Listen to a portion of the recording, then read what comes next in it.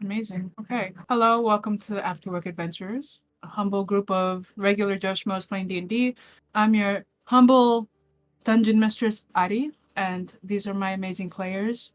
Why don't we go on around and say who we're playing? Esteban? I am Dr. Walton Jones III, a professor of languages and ancient civilizations and Human range. human ranger Level 5. level 5. Just to let the audience know who you are. Bueno? Hi, I'm Bueno, and I'm playing Shorty Rotundo. Shorty Rotundo is a stout halfling sorcerer. Yeah. Okay, stout halfling sorcerer. He is a student of life and Dr. Jones' right hand little man. Amazing Bryan. I am playing Dr. Arabella Ford. She is a cleric of nature and a former soldier and medic. She's a elf, a high elf with dark hair and glasses, and she is currently by trade a research biologist, slowly working her way into the world of magical items. All right, Gulliver Prendergast is a half-orc barbarian graduate student who is studying for his PhD under Dr. Jones, and is, pretty frustrated by the overall academic job market. It's kind of where he gets his rage from, is being a put upon graduate student with too much work and too little credit. Turn anyone into a barbarian. Sorry. Exactly. Hi, I'm Tami. I'm playing Aeris, Cloudwalker. He is Genasi, monk level 5, and I chose a path of the shadows. And he's about to join the party because they left a big hole in the ground, which makes it really easy to find. Amazing. So at the beginning of the last session, you were in a kind of central area from which there are several doors. You had decided to go heading up north, and through there you entered a hallway with some kind of mucusy, like semi-viscous covering on the wall. The moisture of this hallway combined with the acidic air combined to form an acidic thing. Each of you kind of poking it in turn, taking 1 point of acid damage here and there. You walk down the end of the hallway, you take a look, you see that there's a small group of bats kind of hidden away. You come back around and you find that there's a glyph high up in the wall. Investigating further, you find that there's what looks like a concealed door, a large block that's kind of empty up top. So each of you taking turns, you eventually start to make some effort to push it back. And then finally, Dr. Ford, pulling out her shield, props it against the wall with the help of Dr. Jones and Shorty using crowbars. All of you working together manage to push the block farther in, until you finally push the block into what seems like a small vestibule, a little cavity. In this room, there are a few urns, but really nothing to speak of besides a pair of bronze doors. Dr. Jones, using his light to investigate, sees that the doors are suspiciously unlocked, but there is some sort of little lever, something wedged above the door. But looking around, he couldn't really see what it was, and then taking too long to investigate the door, Prendergast gets annoyed and just decides, fuck this, pushes the door open basically, and behind the door, after just a second, all of you hear a little as something that sounds like something fragile and glass shatters to the ground, and the next moment Dr. Ford falls unconscious. You all look around. After a few moments poking and prodding and sniffing, she seems fine, so the rest of you proceed into the rest of the room. Dr. Jones and Shorty start inspecting a very large table in the middle of the room. It looks like a table meant for like giants, absolutely huge. And you see that there are some glyphs along the bottom. Doing some on your feet analysis, you see that there's a date on the top and the numbers, and using the date on the top, You figure out that the glyphs on the bottom are a series of numbers ranging from 1 through 9 and then 0. And with the help of Shorty, who can't help but touch everything, realizing that the glyphs move, Shorty and Dr. Jones, both of you tag team, touching the glyphs to match the date on the coffin. You hear tss as the coffin suddenly kind of unlocks itself and slides back. You each, with your crowbars, start moving the lid of this thing back little by little by little. In the meantime, Octavia, your tag along, the journalist, the war journalist who's with you guys to document your experiences here, takes a quick peek throughout the room, but then runs back to say with Dr. Ford, and Prendergast starts walking around the room. As Prendergast is walking around the room, he sees that there are a series of murals on the ceiling depicting on one side what looks like a cosmic scene of violence. There's colors of red and orange, the art itself angular and sharp, looking a bit extreme, coming from what look like storm clouds. A veiled, a hooded feminine figure is emerging, hand reached out. Past the end of the cuff, you're able to see what looks like a skeleton.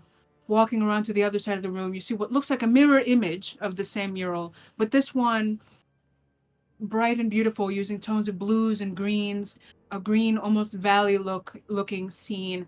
And from this area, another hooded figure, seemingly feminine, is reaching out in a very similar fashion. But this hand, it looks plump and rich and young and full of life. Making his way to the back of the room, Prendergast discovers that there's an axe. He gives the he reaches out with his with as he closes down his senses, connecting with the weave, the magic of the reality. He reaches out and connects with this axe. From it, he perceives that there is something arcane about it, something magical, but also something slightly off, slightly wrong. As he gets close to it, he feels cold, and he notices as Dr. Jones is walking around, the light in the room casting shadows off this axe. Instead of seeing the shadow of an axe, he sees a hand reaching out. Always the hand seems to be reaching out, no matter what direction the light comes from. Finally, with a really great strength check roll, pulling the axe out, stumbles backwards right into the lid of the coffin as Jones and Shorty manage to heave it off, and you all find inside the table is a body. At the bottom of this coffin are a series of small jars. Each jar has what looks like almost like what could be the residue of potions. You go back and inspect the potion, the presumed potion that fell on the floor, discover that it is orange in nature and sweet smelling. So you find a potion that is bluish in color and smells a bit bitter. Mix a little bit of your water, swirl it around, bring it back, and successfully manage to wake up Dr. Ford. Dr. Ford wakes up after having a dream where she is in her sacred space, in her safe space, where there is a puddle, there is a pond of water through which she has once or twice in the past managed to connect to the missing goddess, Ninersag. And she has a connection. She asks for help. She asks for the power to save her friends and see this through, and receives in response something of a confirmation and also a sense of urgency. She tries to leave by running away, finds herself back at this pole, and after making this round several times, out of desperation, she starts yelling when she wakes up. Dr. Ford, you get up, you look around a little bit, you see Jones and Shorty looking from a little further into the room, into the coffin. You're standing over you is Octavia, kind of looking at you almost as if you were a specimen to be observed, to be studied, and a helpful Prendergast who's looking to see if it actually worked, maybe with a slight look of surprise on his face, as like, oh shit, it actually worked. You all enter the room where this giant table is, taking a look at it. Dr. Ford, you walk over and you notice that there's a plant pot on the floor that you assume might have been sitting on top of the lid, and now it sits on the floor shattered. And within this pot there seemed to be an actual plant, and the remnants of this plant now lay scattered on the floor, dust, kind of the old dust and dirt kind of scattered out. For some reason, without really knowing why, you try to connect with this long dead plant, asking, "Who are you?" And that's where we left the last session. We pick up the session. In response from this dead plant, you initially feel nothing. It feels empty. It feels like a dead plant. But you, in your most intuitive sense, you take a closer look at it, and you see that this plant looks very unique. However, with attempting to connect to it as it is currently, it doesn't really connect back to you in any kind of meaningful way. But yeah, what do you do? So part of this choice to connect with the plant comes from a myth that Dr. Ford has heard of a plant that seems dead, sort of as a way to be unassuming, but is actually an incredibly powerful and potent plant bloom known as the Withering Blossom. And she's never seen it. Pretty much no one has ever seen it, but it's just been written about. It isn't even clear what it would look like if you did see it, but the general gist is it looks dead, but it isn't. And so she definitely feels a little disappointed, not really, I don't know what she expected, but especially having had some sort of an experience in her meditative state, she was hoping she'd feel something. Does she feel, I guess my question is, does she feel anything in regards to, she was using a channel divinity use here to use this? Does she feel anything in terms of her connection with Ninhursag in it maybe in regards to, is this plant significant? Right? Yeah, I hold You my were amulet when I do that. As you hold your amulet, you feel almost like a slight warming sensation in the amulet as you attempt to connect to this plant. Just the slightest warming sensation. She'll get out a smaller just pouch out of her general backpack, something that she would have on her as a naturalist to just grab seeds or flower petals or something that she wants to bring back with her. And she'll carefully, how is this plant? Is it in dirt? Is it just laying on the ground? How am I grabbing it? So initially it was in a small pot. Okay, yeah. Sitting on top of the thing. When Jones and Shorty hoisted the lid off, which I assume you did the wide way back, not the long way, right? Yeah, so they basically hoisted it off. The whole thing kind of fell very much like any plant does. Like the pot hit the floor and shattered. Sorry. The dirt inside, being so long without water or anything, is completely dried out. So the dirt also fell and shattered. And so what you pick up essentially are the leaves and the root base of this plant. Okay. I want to try one more thing with this. So she'll gather up the dirt. There's no pot. Are there any other pots or vessels or anything around? I could put the plant and some dirt in. The only other thing in the area would be the bowl or something. The vases. urns. How did this plant survive underground? I don't know. She wants to try to water it. See what But happens. what about the sunlight? In your hand, you're gonna pour a little bit of water. Yeah, she'll just do it there. She'll just hold it in her hand, and she'll just use her just water skin, kind of. And she'll say out loud to the group. She'll just say, "I know this may seem strange, but this plant may be of incredible significance, and I believe it may still It's certainly be." no ordinary plant to have survived this long down here. No, I don't believe it is. And she'll just a little bit of water. As soon as water hits your palm, the roots closest to the water immediately move to the water, and the water is gone. Oh, this is alive. This is Hot very potato. alive. Did you just say hot potato? Oh yeah. It is not a potato, but we'll talk about that later. I will be taking this with me, and she'll carefully just put it in her pack with as much as she can sort of pack moist dirt around the roots, and then she'll stick it all in that pouch and then put it in her backpack. Got it. Okay. If I were you, I'd separate your water bottle from the same pocket as the plant. Not bad. Why? You don't want to have dangerous thing? Not a bad advice. Does seem thirsty. Yeah, thirsty and don't quite trust it. Found it in a tomb with some traps in it, Could be useful. No, you keep it with, but We As just all- met. We just met the guy. I As appreciate all your of this is caution. happening, we'll take just a split second. We'll zoom out from here for a moment.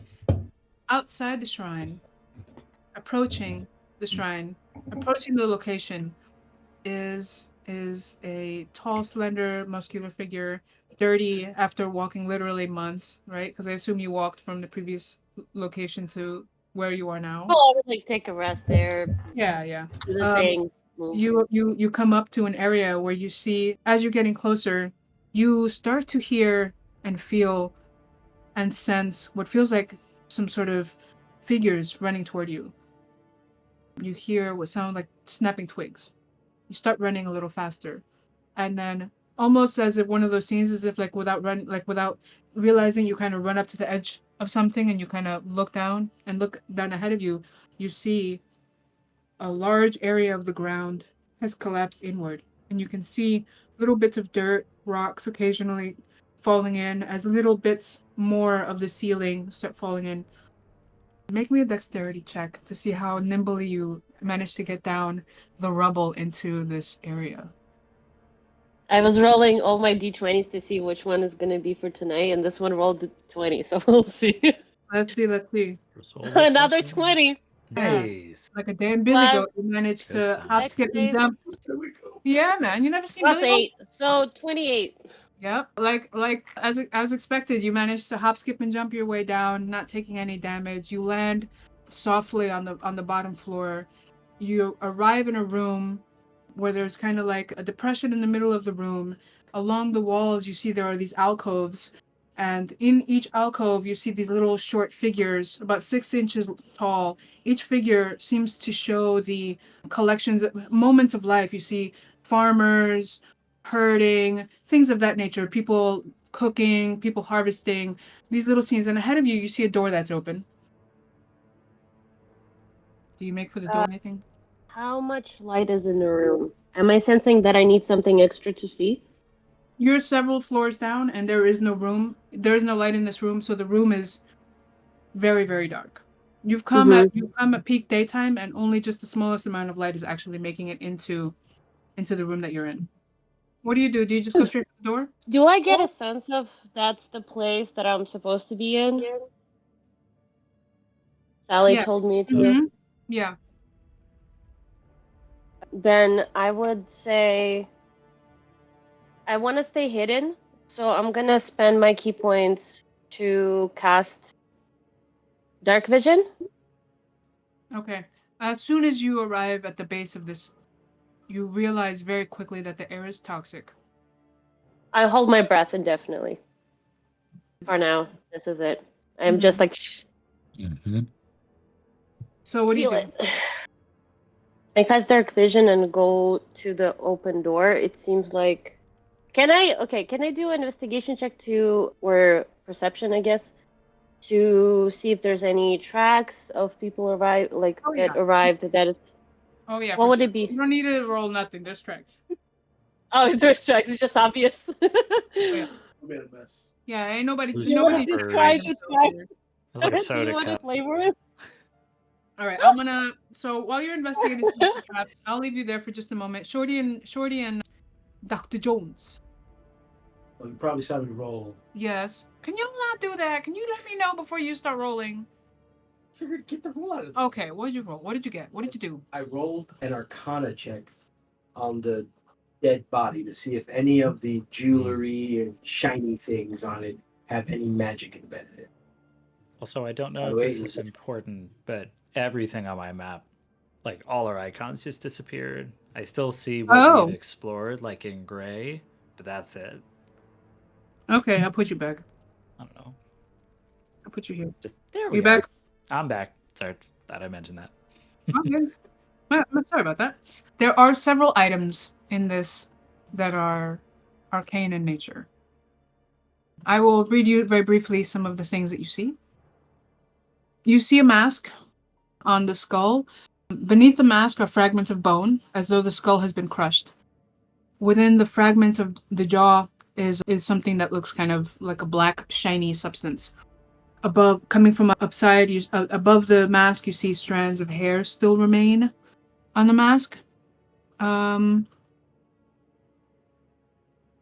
You see above the mask, there's what has fallen off, what looks like a diadem. Also has bits of expensive looking jewels. Draped over the ribs is a breastplate made of gemstones, presumably, interspersed with bone dividers, almost like a studded leather. Scattered around the neck and throughout the rib cage of the corpse are jade pieces and jade beads. About the wrists are bracers with gems encrusted on them. On the finger of one of the hands is a ring, and from this ring you perceive arcane nature, as well as from the bracers. The ring is arcane in nature, and there's another ring on the other hand which also gives off an arcane signature. Pressed into the fingers of each hand is a large bead. At the foot of the skeleton, in addition to the small jars of dried potions, there's also 2 small containers. Apparently, they look like glazed clay. One is fitted with flower-shaped plugins at both ends, and that one, and it looks like there's a potion in there as well. And lying among the hip bones, is a 6-inch long statue of a faceless man with pointed ears. Plugged at the bottom is what looks like another health potion. So Not a health potion, just a potion. So the only thing giving off Arcana, though, is the 2 rings and the bracer. 2 rings, bracers. The statue itself, no, but the bracers, the rings, the necklace, and the necklace and the mask. Yeah, and the mask. Whoa. Gulliver is like kind of frantically writing down all the details he can see of the tomb, sort of every so often saying things like fascinating. Gulliver, as you're standing there looking over it, you have that kind of really hefty axe in your hand. Quick question, is it a great axe or a normal axe? It's a great axe. Okay, so 2 hands. Actually, is it a great axe? Let me double check. The Says great axe. Axes on both sides, right? Yeah, so it's a great axe for sure. You feel as you're holding this axe, as you have it equipped, and Dr. Jones is looking around for a moment. Again, a shadow is cast off of this axe, and again you see the shadow of a hand. This time the hand looks like it's reaching toward the coffin. I would also like to ask you to make me a wisdom saving throw. Seems innocuous. Fine. I'm gonna try to use the Foundry. If I use D&D Beyond, does it go to Foundry? Yeah, I think it should. I tried setting it up, but I don't know if it stayed. I'm gonna try it both ways. Because the feature, I believe, is tied to a Patreon, which I think I canceled. But you rolled on Foundry, or you Did that work? I just rolled one on D&D Beyond. Yeah, it came through as 5. Okay, cool. That's what I got. Okay. Okay, I'll just put a pin in that. Dr. Ford, what are you doing? Dr. Ford is looking over the magic, the body in the tomb as well, and is trying to see if she recognizes any of the items from any research she's done, if they look significant to her, especially if they have any kind of religious iconography on them. If you would like, you can make either perception or investigation, depending on whether or not you're going to be touching anything. While you're rolling that, Aeris, what are you doing? You've gone to the door, you cast Dark Vision, you're holding your breath, now what? Can I ask, could I roll religion? Since that's what I'm basing this on, is purely knowledge of God's stuff. Yeah. Just wanted to remind that I had figured out and shared that he was like an avatar, maybe, which is like somebody connected to the gods that like they don't really do that anymore, but like it used to be a more common thing. What'd you roll? 7.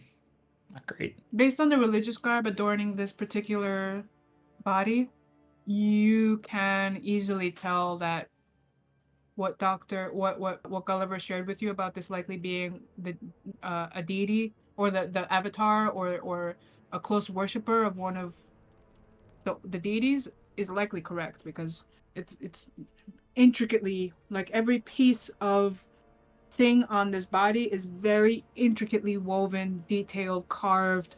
Everything is meticulous. Aeris, talk to me. I only see the corridor, I'm assuming. That's it?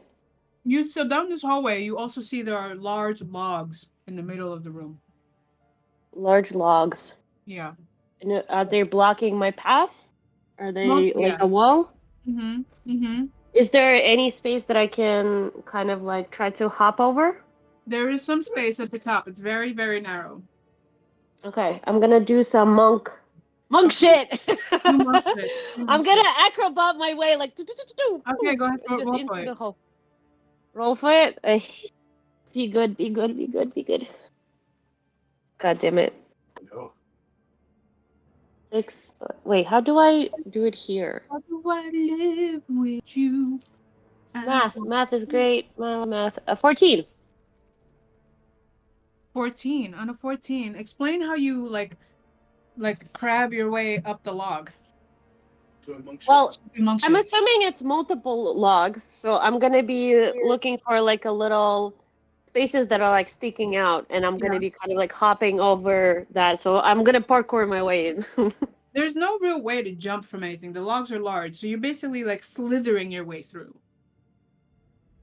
It's like in kind of like this, and There's like really big logs that are like almost the length of the hallway, and so you basically found a little triangle of space between the walls and the logs where you can like crab your way through. I thought they're like this in front of me, like a wall of logs, and No, like you're looking at the butt of the logs, and in that way. okay, Like, never wall, mind. but they're go forward. Oh yeah, the ones that hit us. Yeah.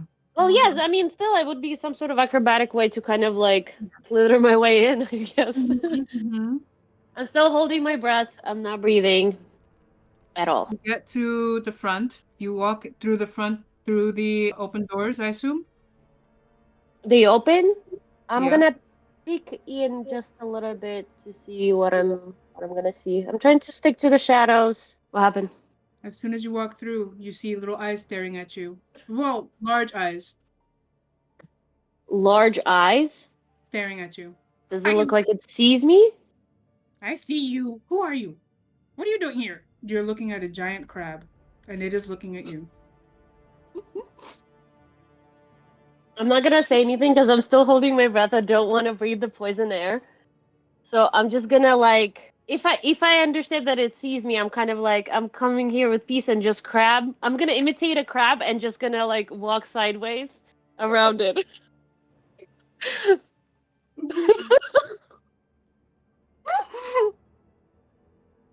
That won't work.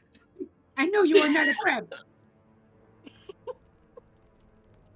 Sorry.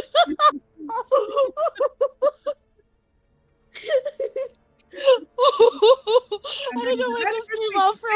Like that.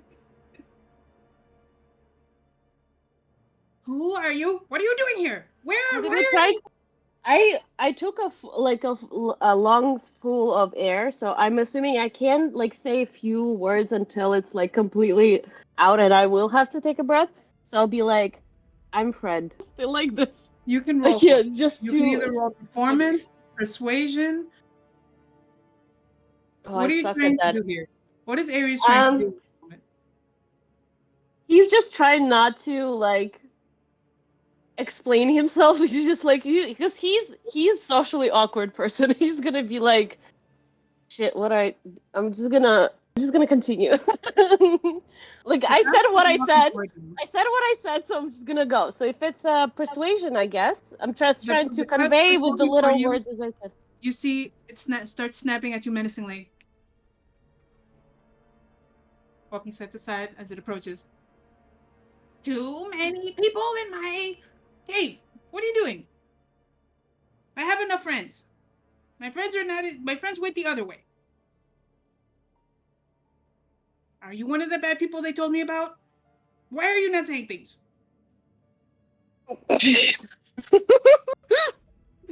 I forgot about the stupid crab. I love this crab so much. This is not helping either. I just can't. It's fucking looking at you, bro.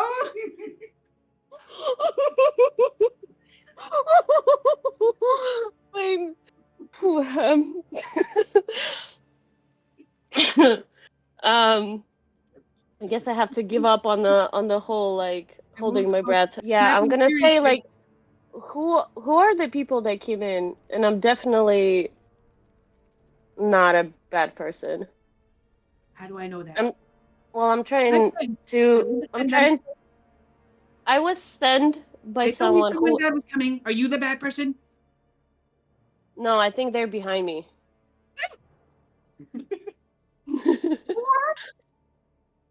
By the way, when I was running, did I like the sounds that you were describing? Did it sound like somebody else is coming, or what was it? No, not anyone. It was. You got the sense it was more supernatural. Okay. It's gonna attack you in a minute if you don't give it something. Nice snapping, furious like. Why are you here? Me? Why are you here? I belong here. I'm the protector. I'm the guardian. I live Well, here. I was seeing her to retreat something to save from the bad guys. That's what they said. You must be the enemy. You're eavesdropping. How do I know you are not bad? Prove it.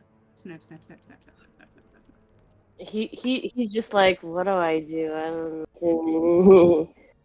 I'll put a pause there as you try to make your Yeah. way past Crab the Guardian. I'm like, what do I do as a crab? Like, because in Aeris, like, mine's just like, it's a talking crab. Why he's talking to me? Like, why do I have to say anything? I'm here on the mission. Okay, well, I'll put a pin on that. You're Yeah. I'm you're gonna just about I'm to gonna get attacked by a figure crab. Yeah. Let's see what I can do. Dr. Jones and Shorty. You're a sorcerer, right? No, you're a sorcerer. You know, it doesn't something specialness to me. You're very special. You're the best. I didn't jump in. Dr. Jones is like, okay, all right. There are some very interesting items in here. But you don't want to touch any that will end up killing us. You know, remember the incident. Anyways, so I'm going to start moving my hands towards an item. If you get a bad feeling, face. Dr. Jones first reaches for the mask. Wait, one moment. You're going to just see if you have a bad feeling? No. I'm going to see if he has a bad feeling. Shorty is very in tune with these things. There was this one time we almost died. He had a bad feeling beforehand. Yes. Didn't listen. I should have. Yeah, you listen to me. You live longer. You know, you've lived this long, so I suppose I should have faith. She'll stand back. So you go for the mask. Go for the mask. Yeah. Moves the hands more towards the rings. Oh, Are you just supposed to be rolling for something, or you just pure RP? I just want to make sure I'm not missing something. I just want to point out. Roll for bad feeling. Shorty, well, not because of any other reason except the fact that you're about to touch a dead body. So he's sort of like, ah. Okay. he moves his hands towards the ring. Just for An the insight. Just for the record for everybody, Dr. Jones at this point, you know, is one of those like older guys where it's just like, worked the last time, so Yeah. there is like no science to this. Okay. No, it's an old man science. It's an old man Yeah. science. And Ford is standing Right. back going, what is the science Yeah, of sure. You this? can go for insight. Like, fascinating. Oh, weird territory. That is a 12. It's a dead guy. And this is the shit that he was buried with. He's not moving. It's hard to tell, so I'll role play it as it is. Yeah, he moves his hands towards the bracers. Got to roll again? No. I mean, this is the general sense you get. Like, Okay. this is all you, bro. He has no beard. You're not gonna find your little belly. Yeah, just- Uh-huh. Yeah. Okay. Not getting a 5? Yeah. But You pointed at the bracers. well, if it doesn't kill us, sure. It's gonna reach in and grab him. Shorty's gonna reach in and grab him. Okay. Nothing happens. As you Dr. grab the Ford has bracelet. stood back 15 feet just in case. Shorty, with no hesitation, grabs for the bracers.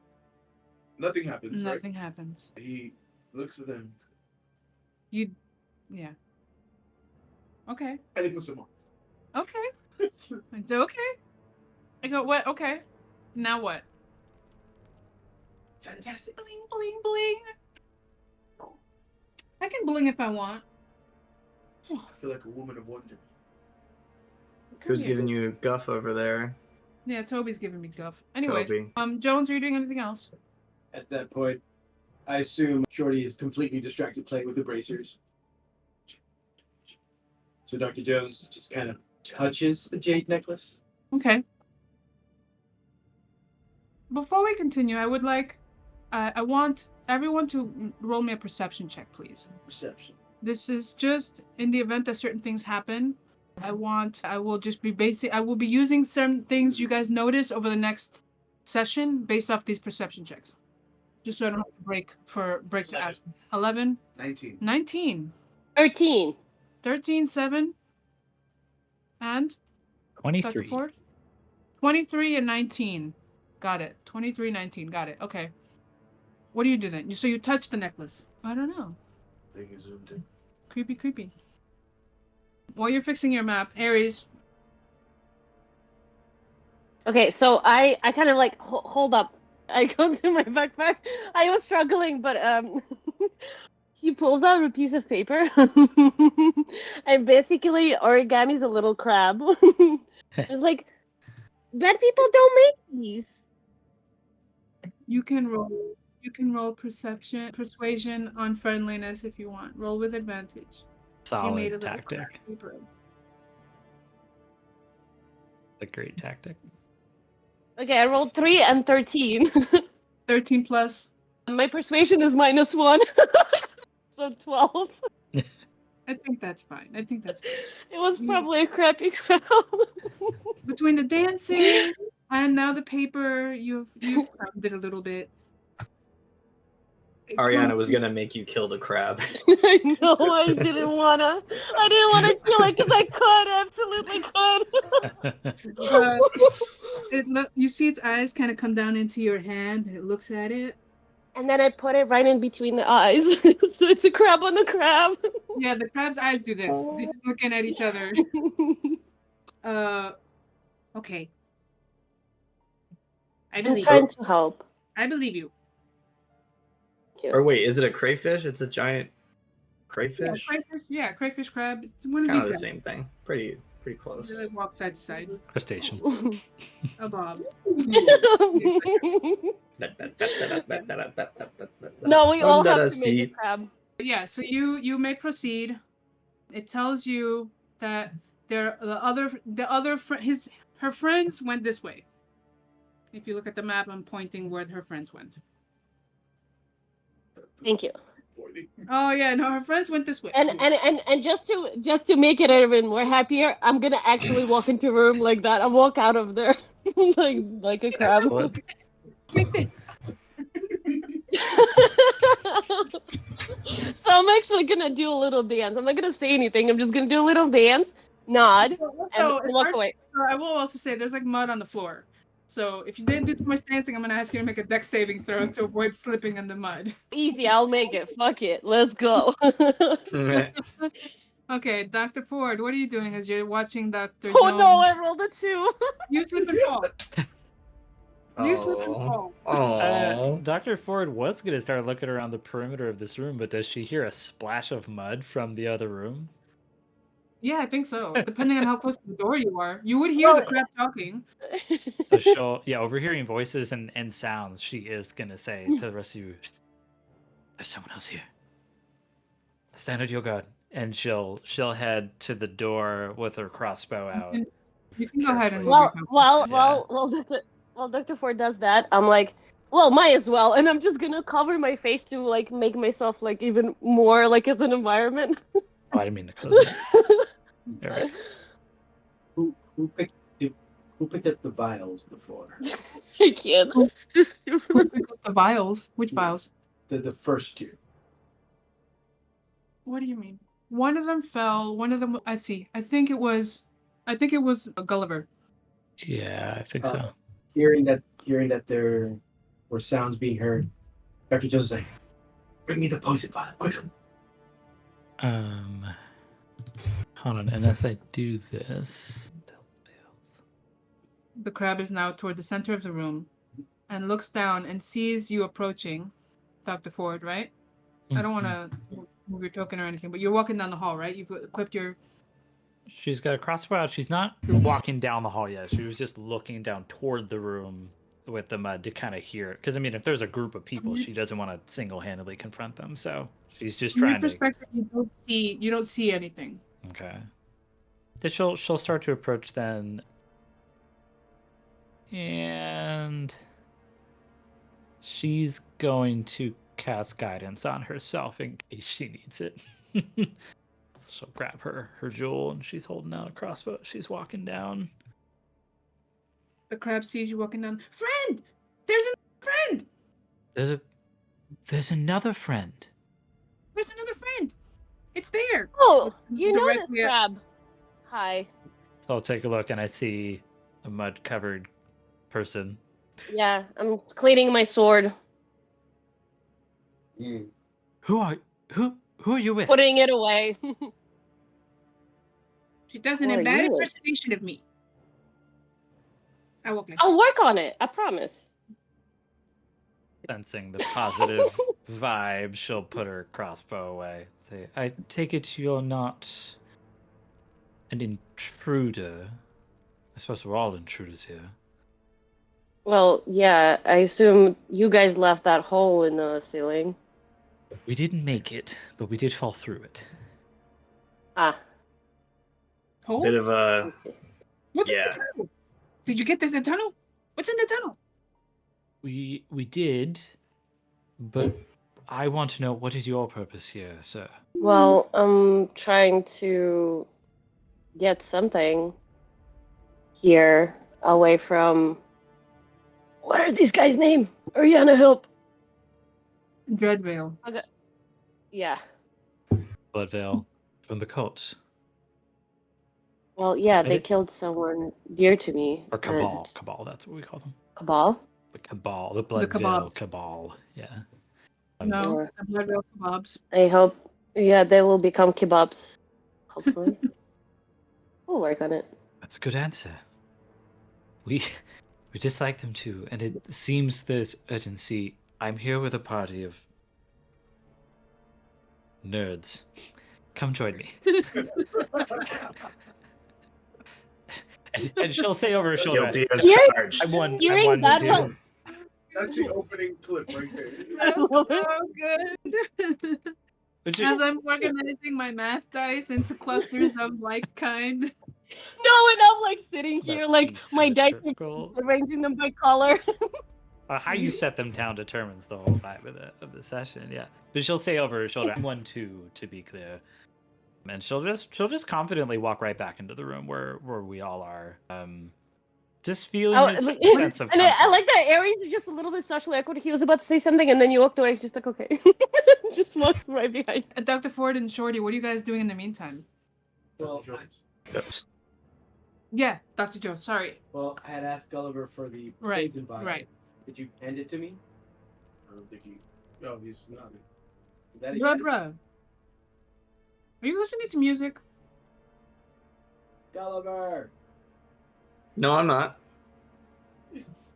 Did someone say my name? I was Yeah. reading my character. We're asking a question. What was the question? And he's just like, That's gonna be the fucking blooper. We can put in music, like we could dub in music for the post. I swear, I was trying to figure out one of my like feats. I have double history for some reason. It doesn't make sense. Okay. Ariana Anyway. first time called my name. I was like, who are you talking to? It's fair. That too, having multiple names. What was Yeah. the question? Dr. Jones had asked you for the vial of poison. All right, here it is. So what Dr. Ford would see walking back into the room is Dr. Jones pouring a little bit of water, sealing it again, like shaking it, like getting it ready. And just kind of looking up, like almost like when like someone startles with plotting, like we're ready, whoever they are. Just like shaking. Please put your guard down. This one is a friendly. We don't need the. Oh dear, what should we do with it? Now he's just like, oh. Gulliver starts doing breathing exercises to like calm down because he was like starting to amp himself up, and now he's like. I imagine like the Albert Einstein hair just gets more frazzly as you get pressed, and then as you breathe, it comes back down. Yeah, exactly. I Super was Saiyan. like ready to get like into the shadows if some shit goes down, but Aeris will kind of like, well, I'm not sure about the friend, but I'm definitely an enemy of the future kebabs. Kebab. It sounded funny. It sounded funny in my head, but the moment I said it out loud, it just felt so stupid. Enemy of the kebab is our friend. An old saying. What were you saying? So Ares is now walking to the room we're in. Yes. So what Ares would see as they walk into the room is Dr. Joe's gonna like quickly put the vial of poison behind his back and just stick out his hand to shake like, hi. Like I wasn't going to I'm poison gonna you. do a perception check to see if the hand is covered in anything before I shake it. It's fair. You can. Would you like to roll a deception to try to hide your various means? I mean, I'm just hiding the vial. I didn't put anything in my hands. But Plus 7. What do I see on the hand? well, I rolled 6. Plus.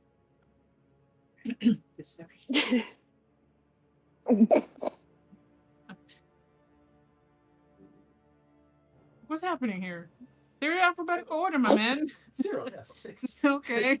So you perceive you see that he is a little startled at your presence, and he extends his hand While the other hand is clearly. while the other hand is hiding. Well, nice to meet you. I'm Aries. Well, welcome to the expedition. You sense magic? No. Maybe a little. Sometimes. The moment It kind of comes to me. walks away. Actually, I can. Don't know if it's worth it. Seems like everything's kind of magic-y. Yes.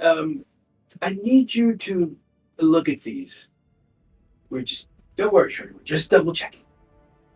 Okay. All right. Aries is kind of like, so he's trying not to show it. He's also covered in mud. Like whatever you see this on the side is just covered in mud, and he decided to make it cool and just put like mud, whatever, like war painting. He's trying not to seem like he's interested in what you guys trying to do, but he is very interested in all types of like academic stuff. He never got a chance to explore a lot, so whatever he sees, he's just like, what do you got there? But trying to be cool, like, whatever. May I ask you a question? Sir, what was your name again, by the way? Aries. Aries. Well, he would probably talk like Aries. I'm Dr. Ford. Sensual. What brought you here? Who sent you? Since you're seemingly distinct from our group. Do you know of a Silent Grove? Do I know the Silent Grove? You probably wouldn't. It's just a small little monastery kind of in the middle of nowhere. It's so sacred. Well, if you don't know, it's a monastery where I was staying for a little bit before these assholes came in and robbed it of a very important item. And my dear friend tried to protect it and was killed. And her last words were to stop them, or at least what I can do is just to get here before them. That's why I'm here. Very well. So whatever is here, I have no idea. I just know that I need to be here. Sorry about your friend. Thank you. He looks at Dr. Jones, thinking in his head, what would happen? What would happen if Dr. Jones was hurt? Oh, dear God. As you're thinking, Dr. Jones now lifts the jade thing. Oh, you picked up the necklace. Mm-hmm. Okay. As soon as the moment Dex that you saves. pick up the necklace, The deck saves. quick save. the moment you pick up the necklace, you all experience, hear, feel kind of rushing of air through the space. You hear kind of an exhale, and you see the body starts with startling clicks and clacks starts to recompose itself. And as soon as you go to pick it up, how do you react? Oh dear. So the body is like forming Yes. immediately, like so it'll be almost like Did you hear that beep? he's like examining. You remove it altogether. Yeah. Okay. Lift. Yeah. Okay. The body starts knitting back together. He literally looks down. Huh. You see him grab his revolver. Shorty! And starts stepping back quickly. Shorty turns around, starts running, says, he wants them back! Shorty, as on your 19 perception check from earlier, Yeah. you notice at that moment, as you look around, you see you know how there were like glyphs all around the base of this thing. You see some of the glyphs light up for a second, and one of them starts to glow very dully. On your what was it, 21 perception check, right? 23. 23. As you see all of this, you hear a noise, and you look up and you see some bats have started to form and gather along the rafters of the room. Within moments, the body in this coffin has completely knitted back together, and you're now watching the recomposition of this corpse as marrow starts to form, little sinews start to form. Soon you start to see the formation of the musculature. Bat. What do you do? Anything?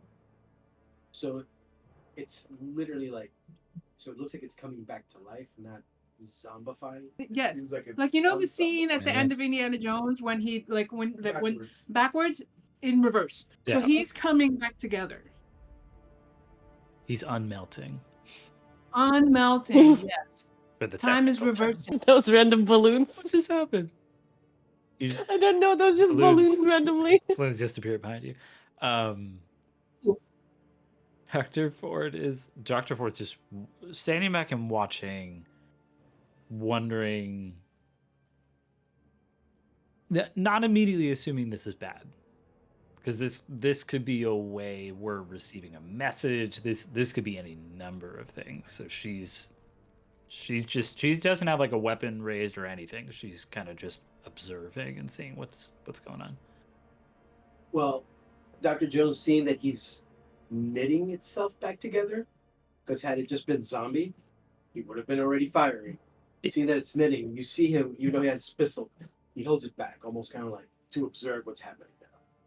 Within just another few moments, you all experience again an exhale.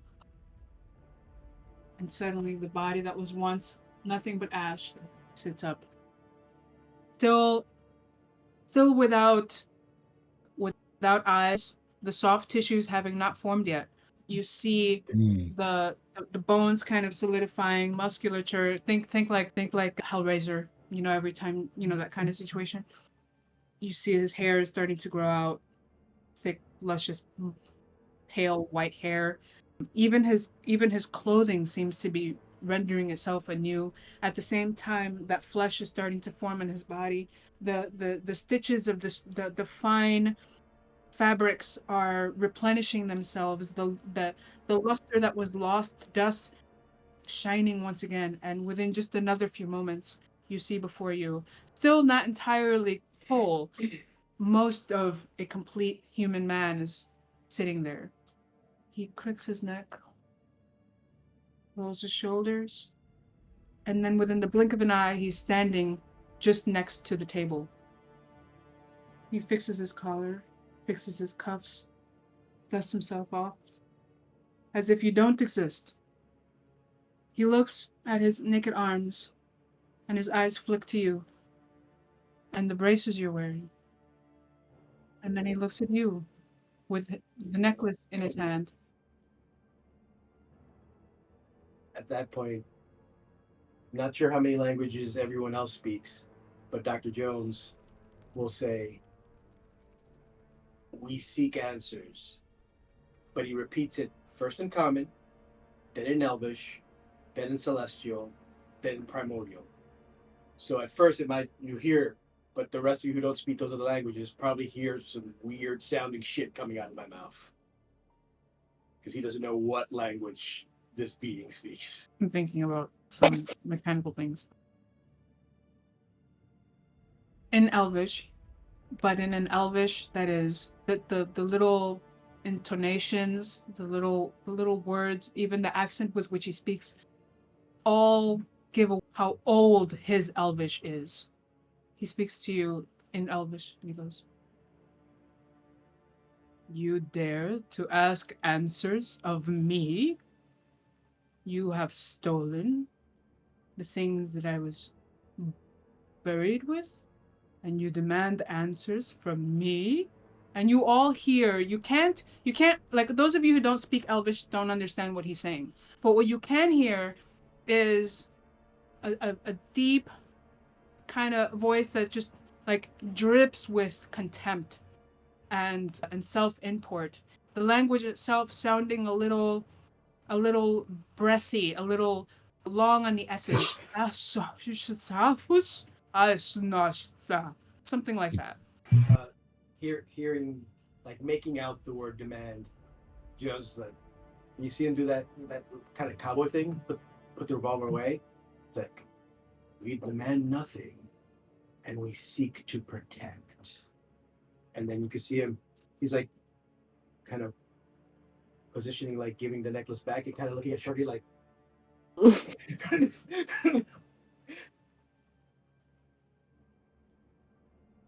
As he reaches out to grab his bracers, you each feel he emanates cold. As he reaches, you can feel the coldness from his hands. Like almost the feeling that you hear people say when they experience death or like ghosts, that kind of like the room gets cold. You each feel that as he reaches and grabs these items, putting them on.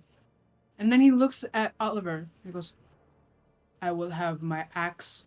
He holds his hand out. Make a strength saving throw. All right. Okay. 21. What did you roll on the die?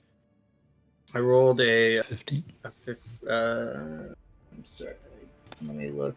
I can't see it in Yeah, got it. Foundry. 15. 15. Thank you.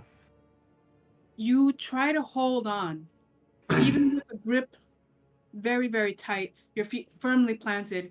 Your entire self slips forward for a moment, and then you feel another slightly stronger tug from Tloques as the axe is ripped from your hands, flying across the room, lands in his. He looks at it with a deep sense of you can see there's like an endearment, and you see where as you were looking at the axe when you pried it from the wall, you saw that there were marks on it that looked like where a hand would be holding it for many years, and you see in his hands they perfectly fit the outlines of the worn spaces in the hand axe. And now he puts his arms down and goes, "What do you hope to protect anyone from? If you wanted to protect anything, you should not have come here." Well, we actually Hey, Elvish? are. Yeah. Yeah, he does. Perfect. It's only me and Shorty who doesn't. That's So we are okay. calling oblivious. I'm just rating my staff to be kind of like whenever you give me a signal. Yeah, well, whenever the you action just starts. tell me. Yeah. I mean, we kind of fell into a hole, and now we're in your hole. So it's not really. I mean, we were sort of coming in this direction anyway. for reasons that we're not totally sure of. I guess I shouldn't be telling you this. With him say all that, Dr. Jones goes, magic is dying. And there are those who want to speed up. Magic cannot die. You know so little of magic. I mean, Oh, it's a figure of speech. It, like, you know, it could still get worse. Or, like, less alive. You weren't that alive until a second ago. You weren't really dead, but, you know, you look different now. As you're talking to him, he's walked to the end where you saw all the little vials and things, the little clay pots and stuff, and he's just nonchalantly talking to you as he opens the clay pots and starts going into the clay pots and interacting with the things at the bottom of his coffin. Dr. Jones will continue.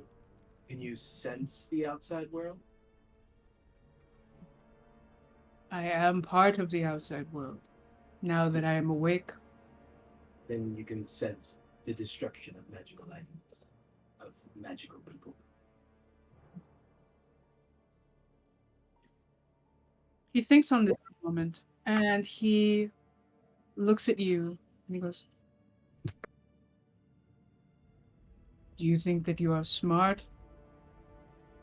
At this point, unfortunately, Dr. Jones' ego gets a little better.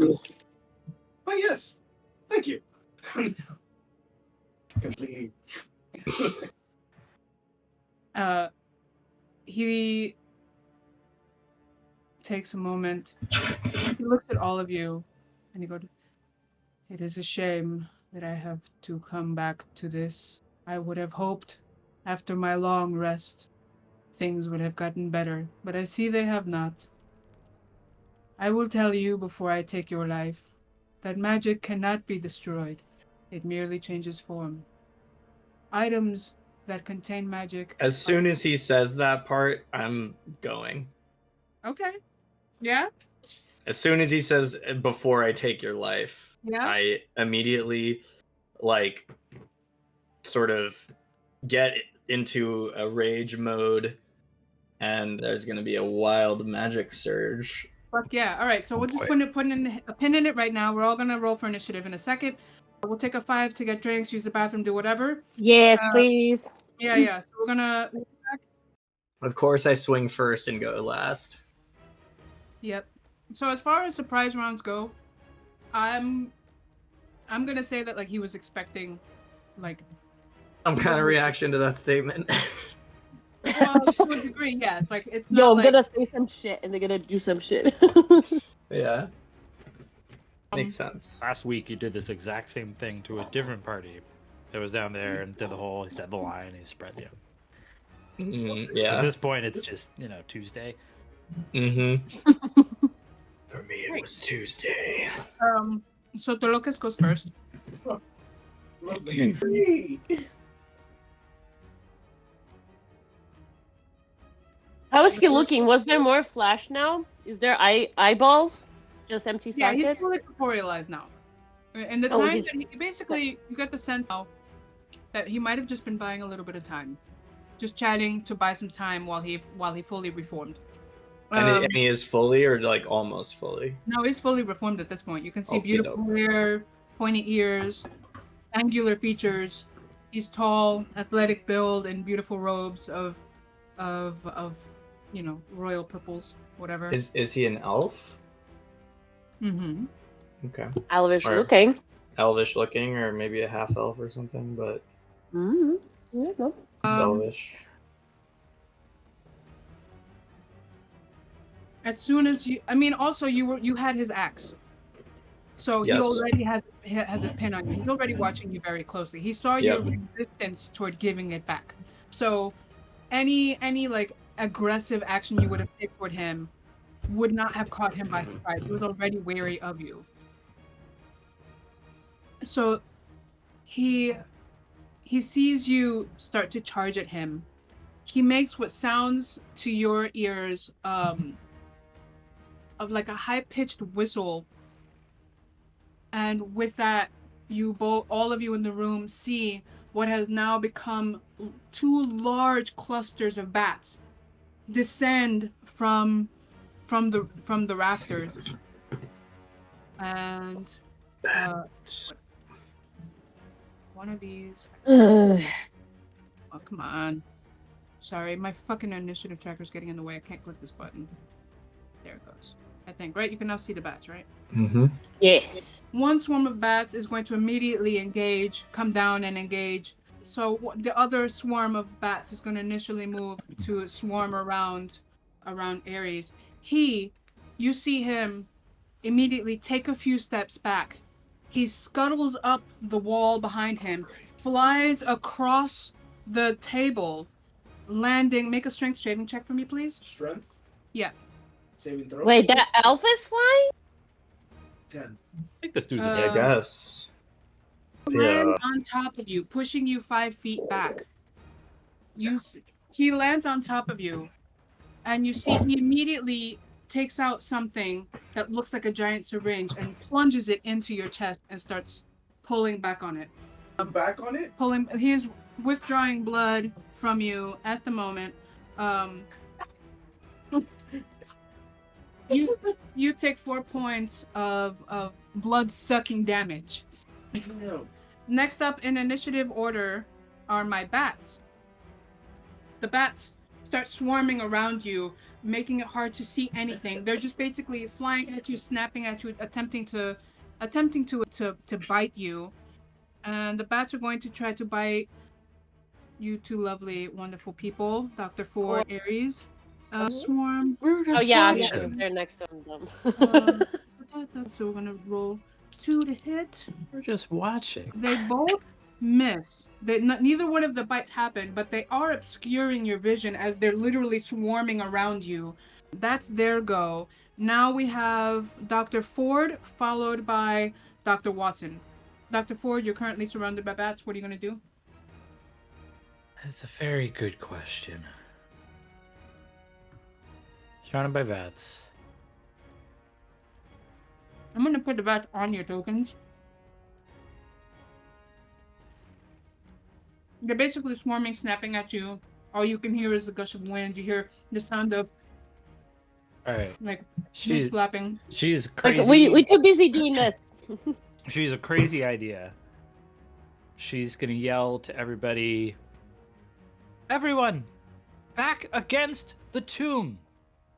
She's gonna back up. She's gonna get her back up against the tomb. She's not gonna explain why, but she's gonna say that to you all. And she will. Bats move too? I imagine they stay on me, or they strike. But I will attack them with my longsword, and have my shield out. So that's gonna be do mine. it. Fuck yeah. So, Get hold them on. shits. I want to do it in the thing. Combat HUD. Hell yeah. This thing. Nope, you did nothing. Yeah. Oh, I'm so excited. Do I? The first I'm thing so excited. Okay, I select. I see. Yeah, so you're gonna tap on the target, you hit T. That's gonna target the target, and then you do damage. All of this stuff is gonna come up in the dialogue box. So you hit to attack, and then you hit damage, but nothing is automated. So when I see what you roll, I'll let you know if it hits. Yeah. Has it been? It's probably been a minute since I casted guidance before, so. Oh yeah. I don't also think that's not anymore. keep forgetting to mention. We'll keep going for it for now. However, I know that the light spell you cast only lasts an hour. It has been way more than an hour. It's been an hour now. So yeah. I don't want to put it in a situation where like your light inconveniently goes out. But we'll say that like you rekindled it when you woke up, or like shortly after you woke up. So we're gonna have about 45 minutes going forward. But I'm gonna ask you, please track time and just keep an eye on it if you can. If I forget. All right, I'm normal rolling. I rolled that, so it's that. So you roll it. I rolled a 15, which with the stuff is a 19. So the hit. What's your damage? This is damage. 8. Don't. That's not got anything.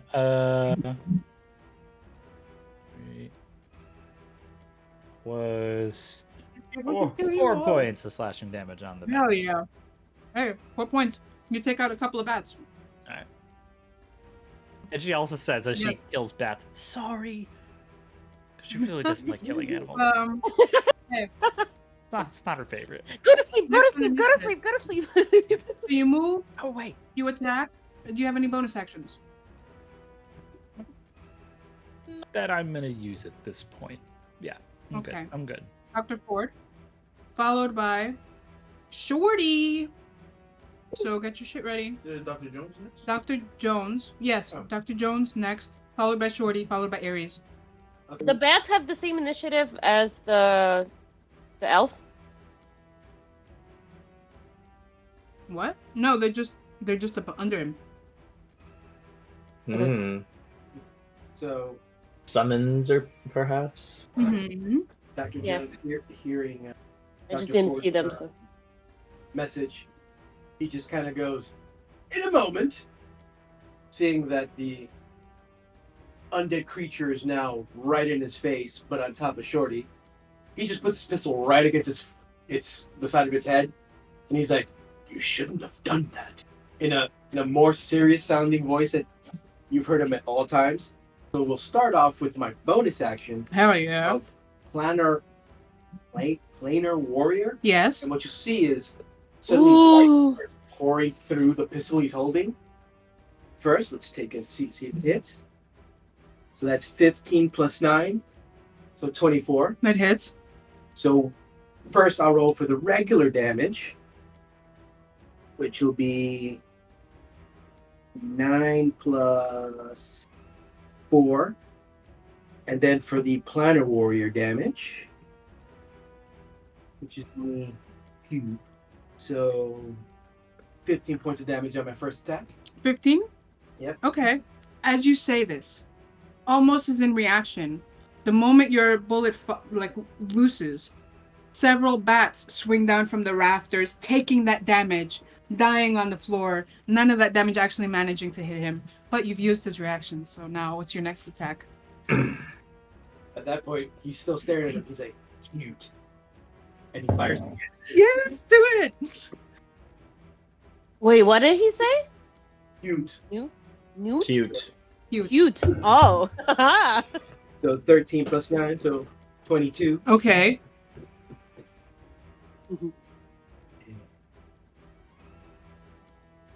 That is 22 to hit? to hit, yeah. 22 hits? So that's 6 plus 4, so 10. 10 hits. 10. He takes that. The planar damage only hits on the first attack. You see the bullet kind of, it hits through the armor, but it almost seems to like stop short as his tight, dead flesh doesn't have the same kind of like mushiness as mortal flesh does. The bullet hits him, but doesn't seem to do quite as much damage as a living creature might. He's almost as if his body is somewhat hardened. Are you moving anywhere?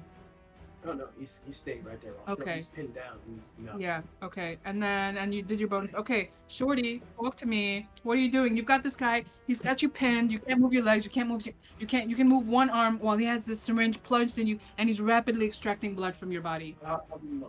Shorty's gonna It's an acrid breath. Shorty's gonna use the dagger Yes. to try to fucking just get the syringe. Yeah, okay, go ahead. Try to just, ah! Uh-huh. So I am going to. Wait, are you trying to cut off his hand or the syringe? Anything? I literally just get off me! No! Stop! Stop! Gonna tell That Mom. was that nice! Go ahead. I love it. Okay, that is 13. 13 does not hit. All right, and he uses his bonus action, which is Misty Step, to get the fuck out. Oh, shit. Okay. Ah! Yes. Oh! Shorty. Rhythm? No, you just dematerialize out from underneath him, and he falls Yeah, like, yeah. that extra 1 foot to the floor because you're not that big, so you weren't actually taking the. He falls. So at this point, he's kind of prone because, yeah. So I was here. Oh. Shit. I am Misty stepping. Move your icon. Oh, that's right. I can do that. You can also touch the screen, no? Yeah, it should be okay. So Aeris and then Prendergast up next. He's prone. steps to the other side of the table. Here? There. Okay, What? It's true. I did. Yeah, you misty step away. You hear Tloques as you suddenly dematerialize, like in a swirl of energy, just gone. He falls to the floor suddenly. He looks at the syringe. You see that the syringe has a pretty decent amount. He sees the syringe has a pretty decent amount of blood on it, and he looks up at Dr. Jones, with a glint in his eye. That's Shorty. That's your bonus action. Is Misty Step a bonus action? Yes. Okay, Yeah. perfect. And but you also have movement. Oh, I'm sorry. He gets under the table. Not like. no. Well, not the bottom not of the like- table is you getting under the lip. Yeah. He doesn't want to be like seen by. Okay, this. okay. So As it's you just- get under the table, you notice that there is a glyph that is glowing ever so subtly under the table. It doesn't move. It doesn't react to your touch, but it did definitely wake up when you started interacting with the coffin stuffs. Aeris, tell me what you're doing. You're surrounded by bats. They're fluttering all around you, making it impossible to see. All you can hear, all you can feel, all you can see, smell are just fucking cave bats. Nasty. So I'm Bueno. pulling my 3-section staff. I'm holding the middle and kind of just swirl it so the end pieces kind of making this like, I forgot the word for it. Whirlwind? Is that a word? Yeah. So he's kind of like, imagine that he's covered in mud. He's starting to rotate with the staff. So besides that, he's trying to hit all the bats and just like knock them all out in this whirlwind. He's just spreading the mud off of him while doing so. Okay. So you're Okay. gonna try to hit these guys? Yeah. Well, let's start with the one attack and we'll see how it goes. So my 3-section staff is 1d8 if two-handed. Where's my... Okay. So... 16 to hit. 16 hits. Is this 16? Actually, it's more. It doesn't matter. It's 8 point of damage. Okay. Cool. Am I doing it right? I think I'm doing it right. Are they down? Are they still up? Oh, I'm sorry. I did the wrong thing. They're still up. Okay, we're gonna do another attack then. Yep. So, does 9 plus 8, well, 17, I assume hits. And now 4 plus 5, 9 damage. 9 damage. Okay. 9 damage. They still up? You've basically, in 2 fell swoops, you've basically managed to drop the vast majority of these bats, but you still have about 10 to 15 of them swirling around, taking swipes at you, trying to bite you, trying to scratch at you. Yeah, okay.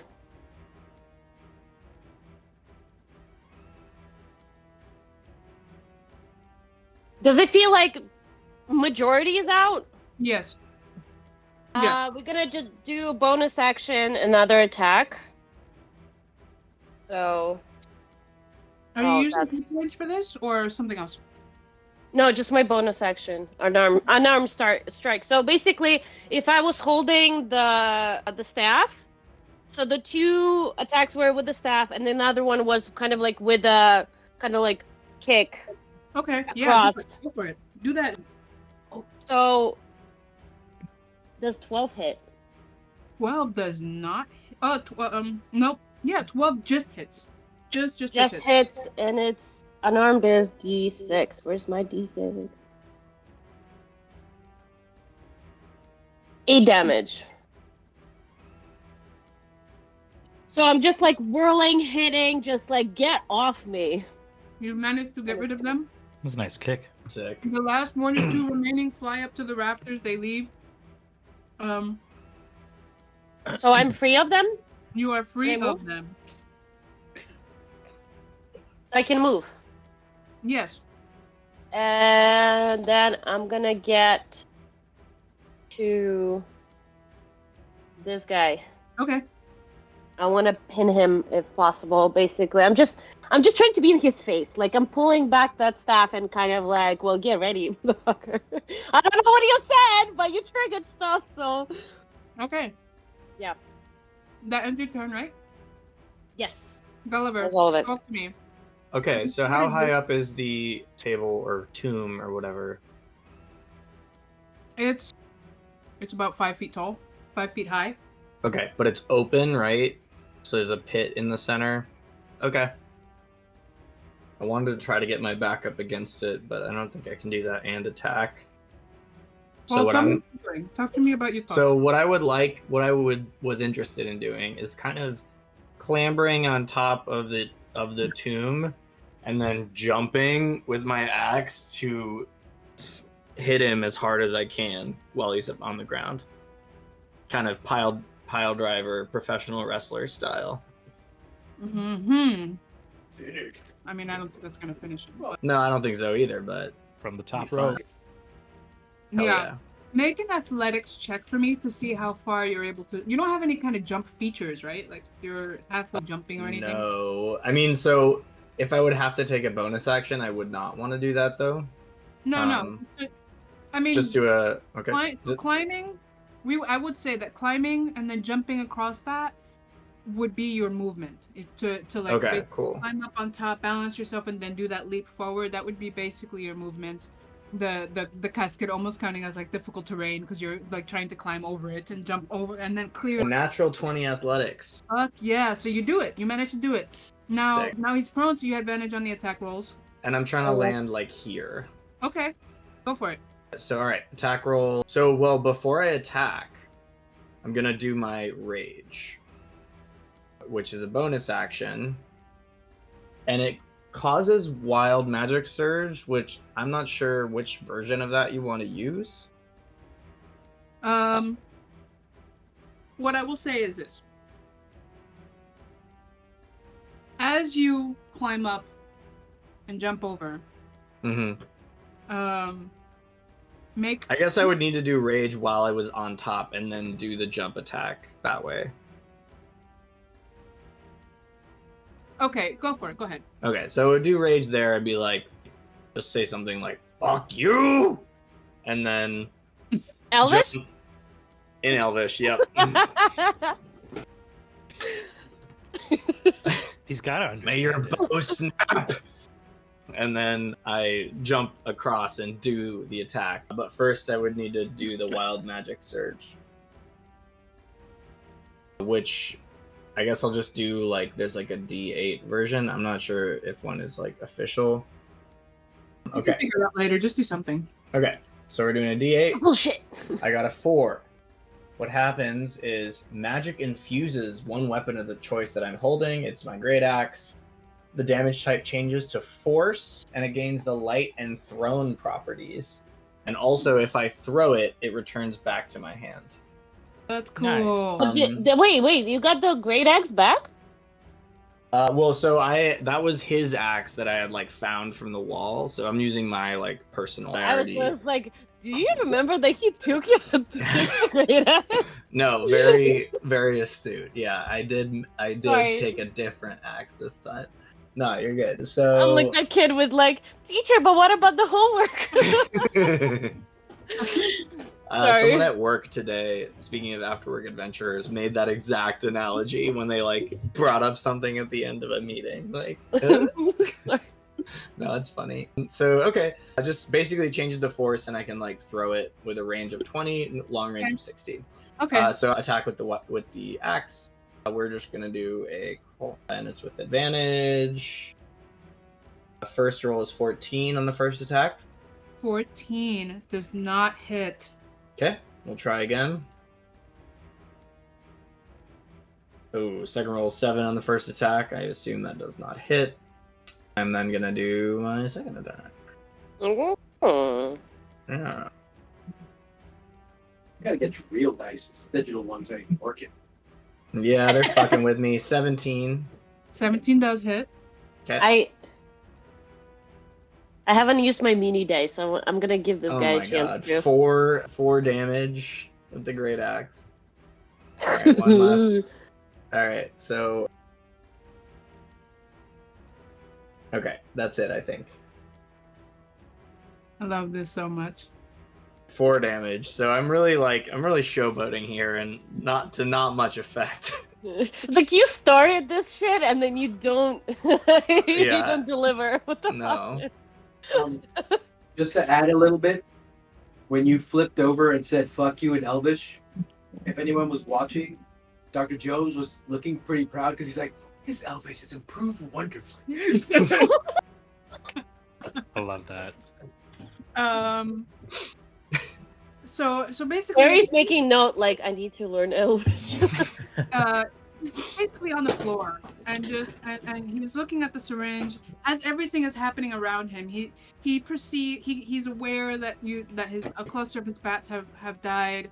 Then he feels Aeris come next to him. He feels and sees the shadow overhead as Gulliver lands, and Gulliver, taking his axe, pulls it back, says, "Fuck you!"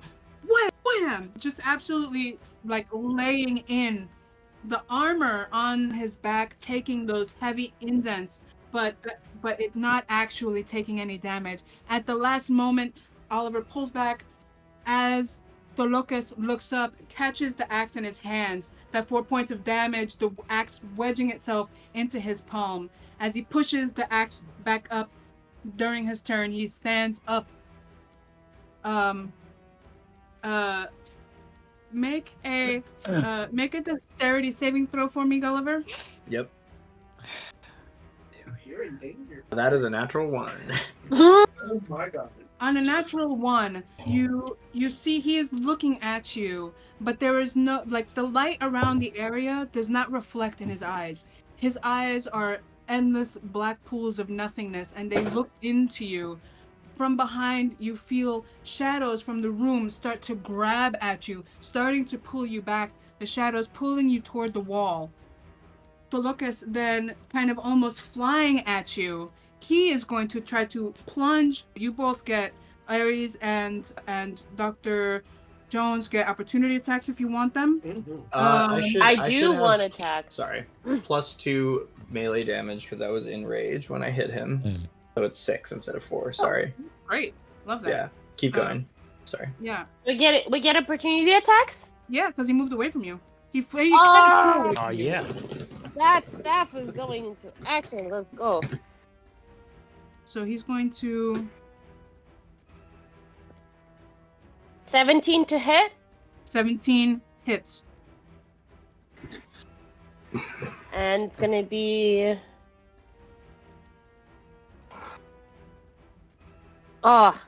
6 damage. Okay. Jones, 28 to hit. 28 hits. And it's 5 plus 4, 9. 9 damage. Wait, did I just do Creep what I on me think? like that, baby. Creep on me. Did I just do what I think I did? Yeah, my pistol was actually. My cat opened the door and I saw it in the camera and it just looked like a ghost. I don't know.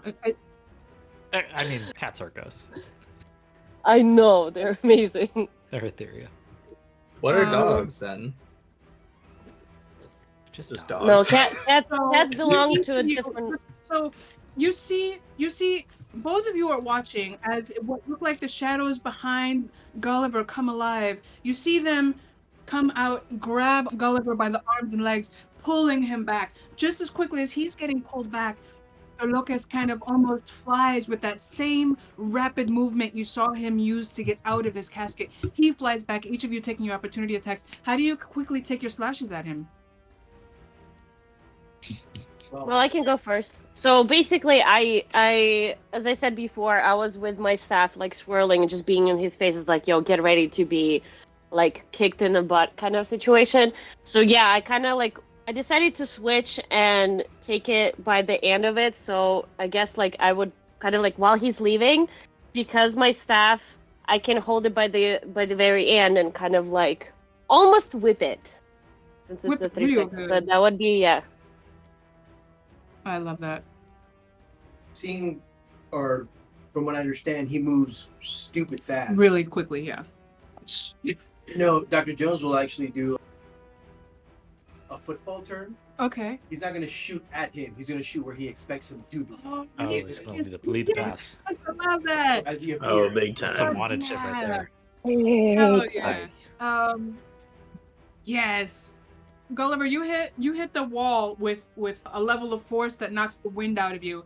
And before you can look up, Tloques rushes you, plunging this syringe into your chest and extracting it. But at the same time that he does that, he's also going to attack you with his axe, with the same axe that you tried to take from him. He's not prone anymore. Nobody's prone. Cool. Wait, what? How he's prone and he's moving? I'm a little He's not prone. He just shows as prone right now. Oh, yeah, I have to take that off. My bad. No, he's not prone anymore because he stood up with the axe. and then Basically, he was like on his knees. The axe lands in his hand, and then with the axe in his hand, he slowly stands up, pushing the axe. And that was Yeah. No, it makes sense. Sorry, I was just got confused by the. 1d8. D8 is this guy. Yes. 8, 9, 10, 11. So the plunge extracting 5 points of piercing damage from you, and the axe basically he like pulls it out and thuds it right into your shoulder as you take an additional 11 points of slashing damage from him. You are now pinned to the back as the shadows have you firmly grasped. And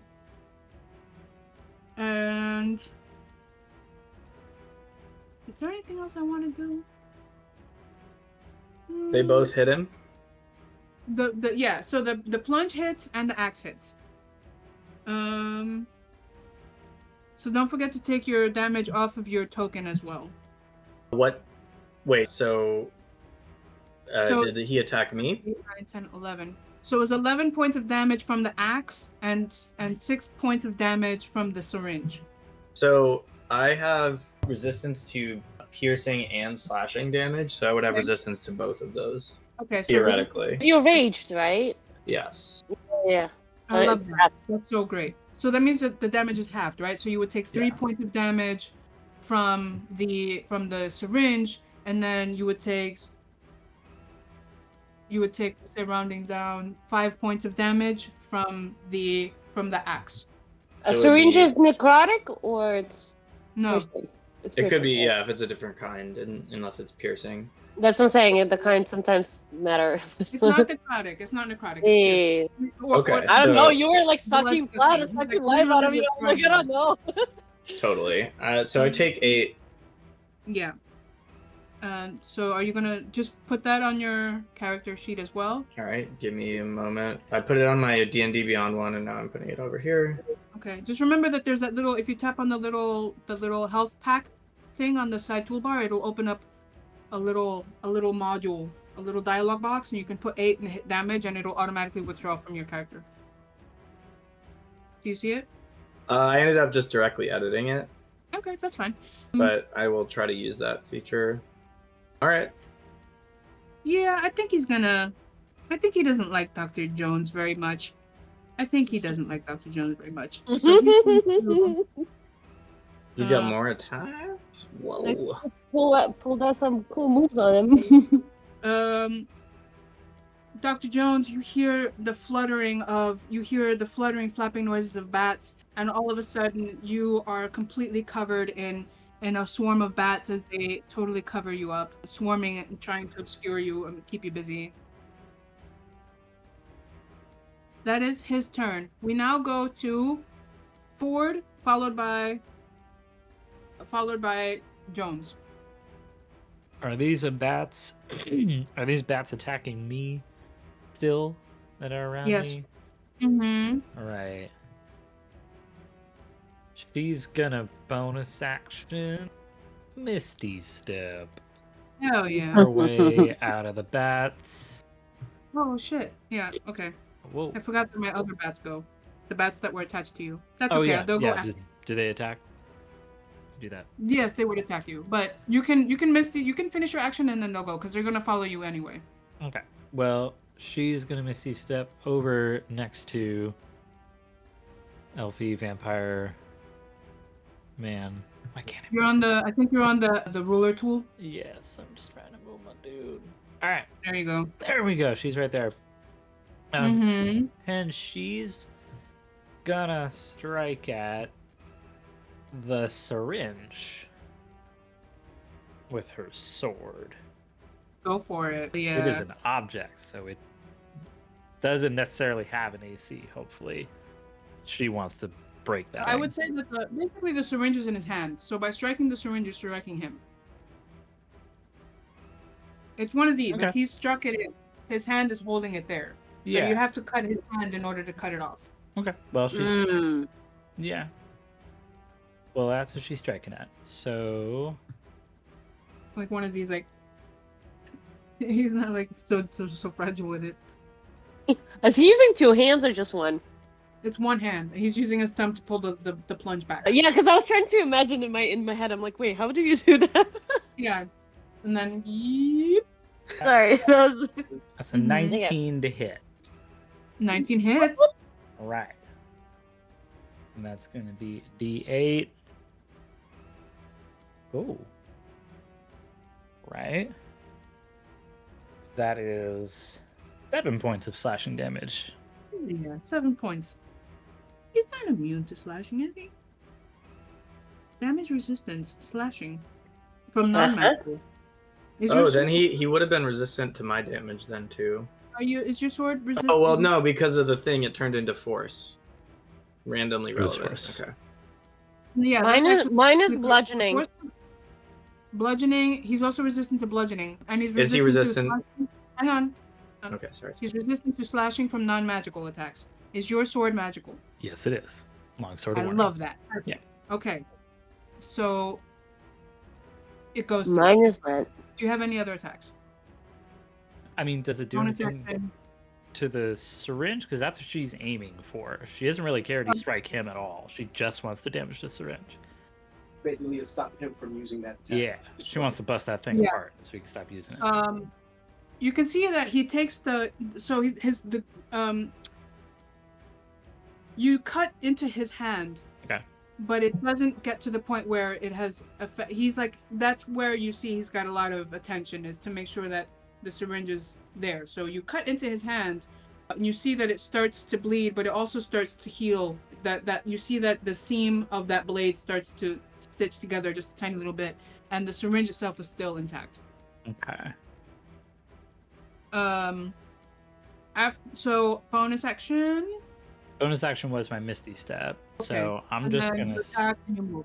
Okay. I'm From there, I'm gonna have my OG bat swarm go. It's going to immediately swarm to you once again. Cool. It's going to try to attack you. It's going to try to bite you. Oh, my little baddies, my little cutie pies.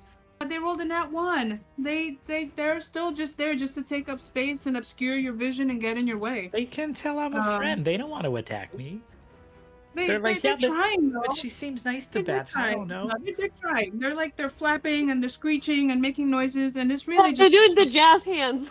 yeah, they're doing jazz hands. However, yeah, okay. I mean, it's pastime. You all, as you're fighting, you're all kind of hot and bothered. You're breathing faster. You all take an additional 5 points of poisoning damage from the air in this case. Except Oh, you, wow. you asshole. 5 points, you said? 5 points of poison damage from the air. Yeah, I had to talk, so I had to breathe, unfortunately. Yep, that is that. So my swarm, Dr. Ford, Dr. Jones, followed by your very own swarm, and then we'll get to Shorty and Aeris. So Dr. Jones. I am holding my breath for the entire battle until I talk. Okay. If that's relevant, I don't know. Swarming bats. Obscuring your view. Trying to That- attack you. They obscure the view, then that's important. Cool. After shooting him, Mm-hmm. bats appear. Yes. Dr. Jones just kind of Trying like, to attack you. where do you think you're going? And he misty steps right over here. Fuck yeah! Look at all this use of magic. Octavia has so much to write about. Yeah. Where the fuck is that? Octavia Please, hit. don't what is she She's up going to? to hide, Who is and she she's writing hiding. for? Watching. By the way, did Aeris see Octavia or not yet? She didn't talk or anything. She's hiding in the background. She's just watch. She'll step forward when the dust is settled. I'll be like, whoa, whoa. Jesus. Sorry. Hi. Now that he's free of the bats for the moment, he's going to take 2 shots at our the vampiric friend. Okay, yeah, do it. Yeah, do it. Take your shots. Alright, first shot is 16 plus 9, so 25. That hits. Very nice. Damn, your to hit is crazy. Yeah, Good shot. that is 6 plus 4, so 10 on the first attack. And you're hitting with what? Pistol, And that is non-magical, right? non-magical. So actually he's taking half damage from all that because he's resistant. So how much damage was that? So 10, so it's It's 5. I'll probably give him Pistol's like 5. piercing. Yeah, Okay. I assume so, right? Bullets are piercing. Yeah, it's pretty. Piercing. Yeah. So Second hit. 19 plus 9. That hits. 28. Yes.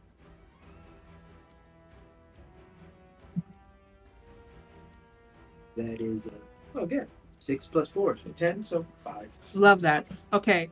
That's you misty step as bonus. You have some additional movement if you want, but you're basically there, right? So you're not doing anything. Okay. Your swarm of bats is gonna try to bite you, my At this point, man. Dr. Jones is just trying to kill this guy. How dare- First he attacked Shorty, now he's attacking my students. With a 5 on the die, the swarm is just there to bother you. They're and get in your way. They're not able to actually attack you.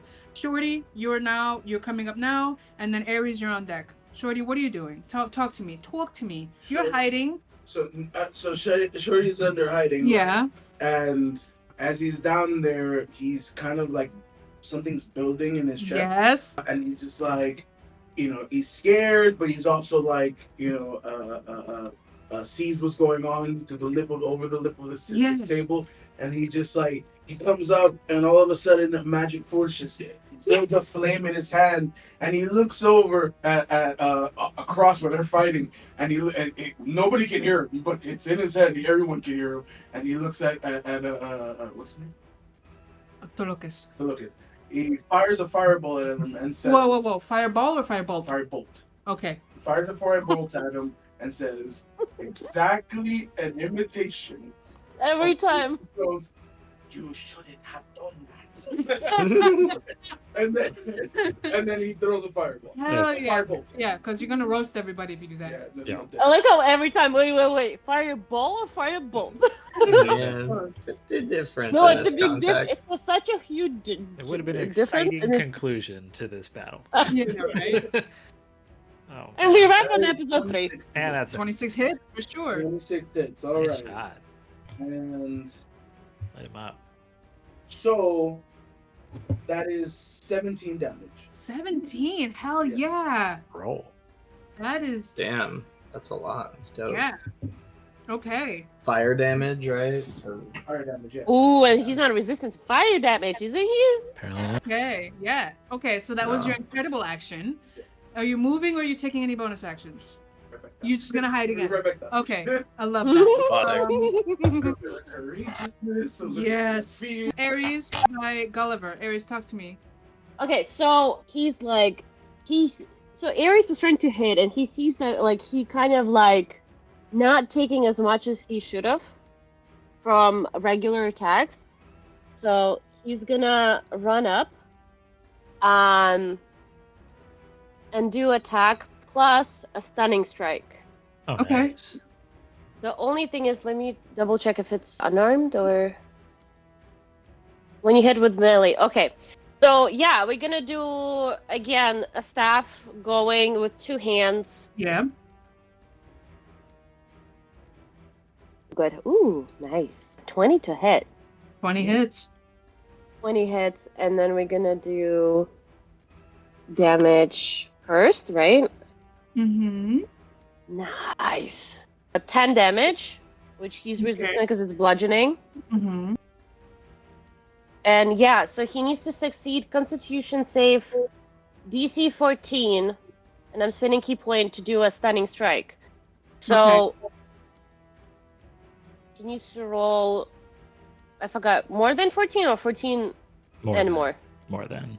More than 14. Yeah. I can't. He just makes the save. Did he roll 15? Mm-hmm. Mm-hmm. Well, We're gonna do another one. Also, as you try to hit him with that first round, several bats fly down and take the brunt of that hit for him, so he doesn't take any of the damage from that. Ooh. Interesting. Okay. They're gathering.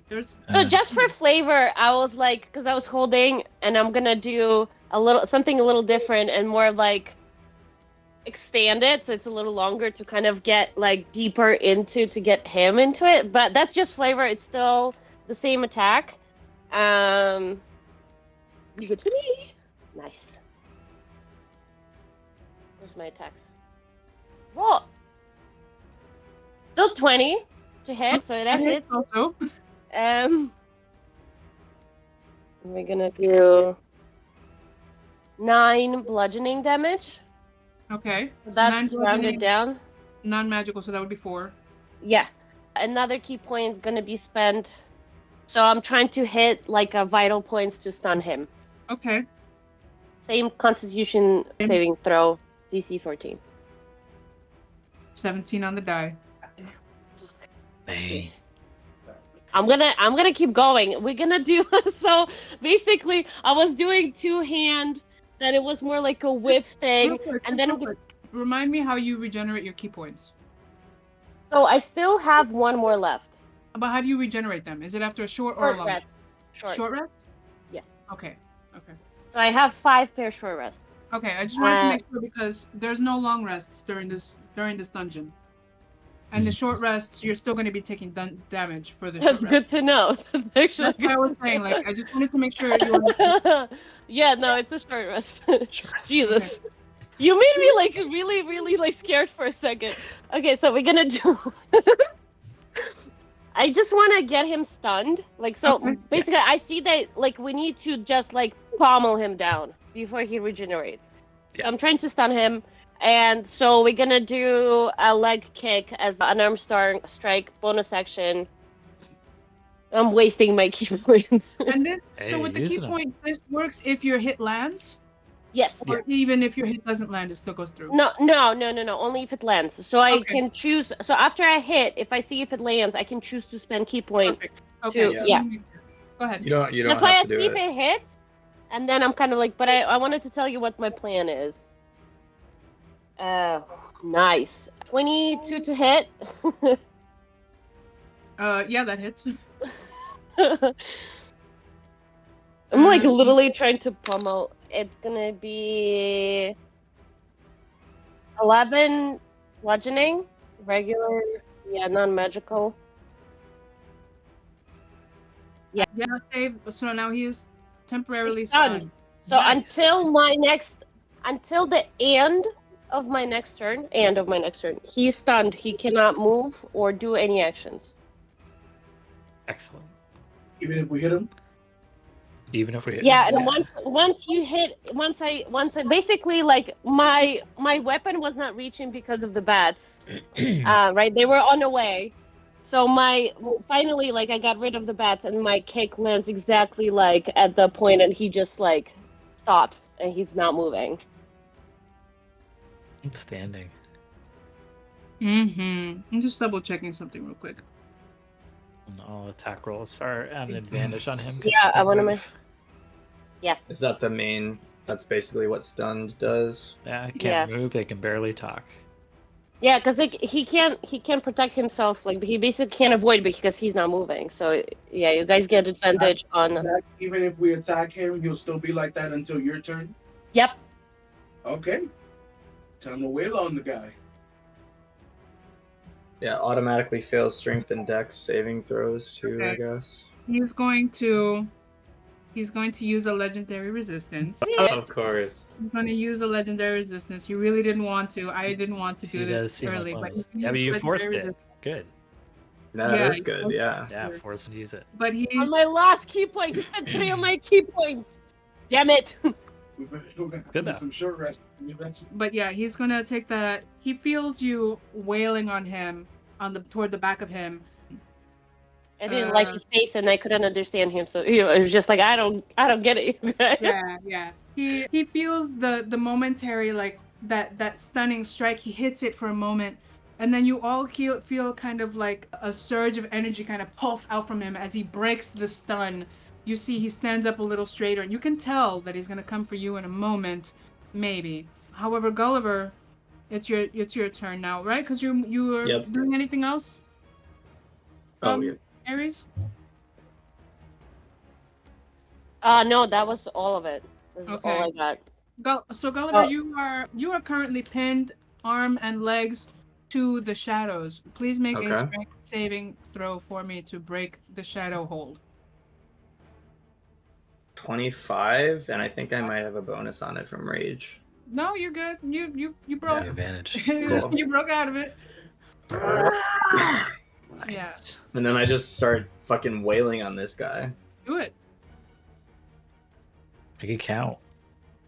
Oh, hell yeah. 22 to hit. 22 hits. And this is a magical axe, right? You're using No, well, it has force damage. 8 force damage. Well, I don't know if the wild magic makes it magical. I don't think it does. if it's non-magical, then that would be then he would have resistance to it. So Even if that's- it's force damage, he is resistant to all non-magical damage. Yeah, he's resistant to bludgeoning, piercing, slashing from non-magical attacks. No, but But force, it has force damage because of the wild magic. It's magical go ahead. in nature. So yeah, you're dealing full damage. Yeah. Yep. 'Cause it's So force. how much was that even? That was 8 damage. Yep.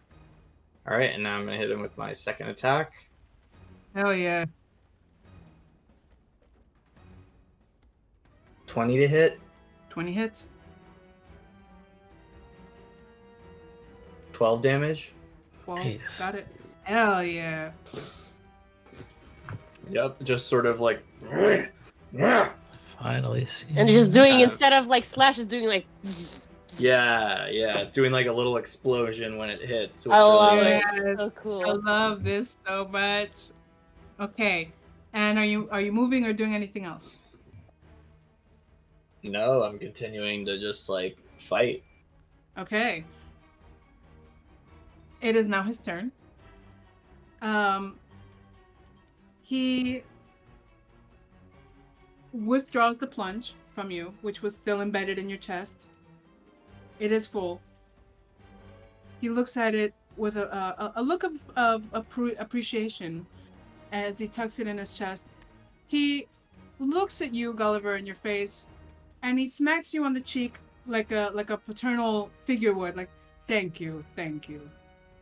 And he shapeshifts right in the middle of all of you. As the two swarms of bats come together, he immediately gets lost in the swarm of bats. They rise up through the ceiling and start to make their way out. Classic. So, yeah. Very classy exit. As soon as they reach the darkness, they basically disappear into the void. All you hear is the sound of flapping bats exiting, and he is gone. My God. You can hear down the hallway echoing toward you. Hey, buddy, we're gonna talk later, okay? I'll see you soon. Yeah, that's kind of what I said. You run! You scared! That takes us out of combat. It is also 10 o'clock, so perfect timing. I wanted to kill this guy so bad. I know, it was so great. You guys did so fucking awesome. It We was should- lovely. I love it. We guys. should. We'll get some hurt, but we should probably take a short rest. We're about to, yeah. Yeah, we need. I mean, out loud so I can remember to do it at the Yeah. because I was under that table for a while. So Yeah. Dr. Jones! And, wanted to show him the flashy thing. Mm-hmm. That's it. Just, It's still kind of. Oh, the rune. Yeah, that's Yeah. important. I don't know what that thing does. I just see it light up, and I'm just like, Dr. Jones would know. So, and then that's it. I don't know if you want to pin it before we continue. Well, that's he points out the rune to you. Dr. Jones immediately is like, his eyes just kind of go big, like, oh! He starts walking, stops suddenly, looks at Gulliver. I expect part of your thesis will involve what just happened. And then continues walking. Aeris wants to take a look. He's kind of like, he's trying to like coolly, silently just go behind and like take a peek. He's very curious, everything, like whatever's happening, whatever they're doing, he's like, this is like not something I'm exposed to, and like, he's very curious. He's just gonna be like socially awkwardly looking at what you guys do.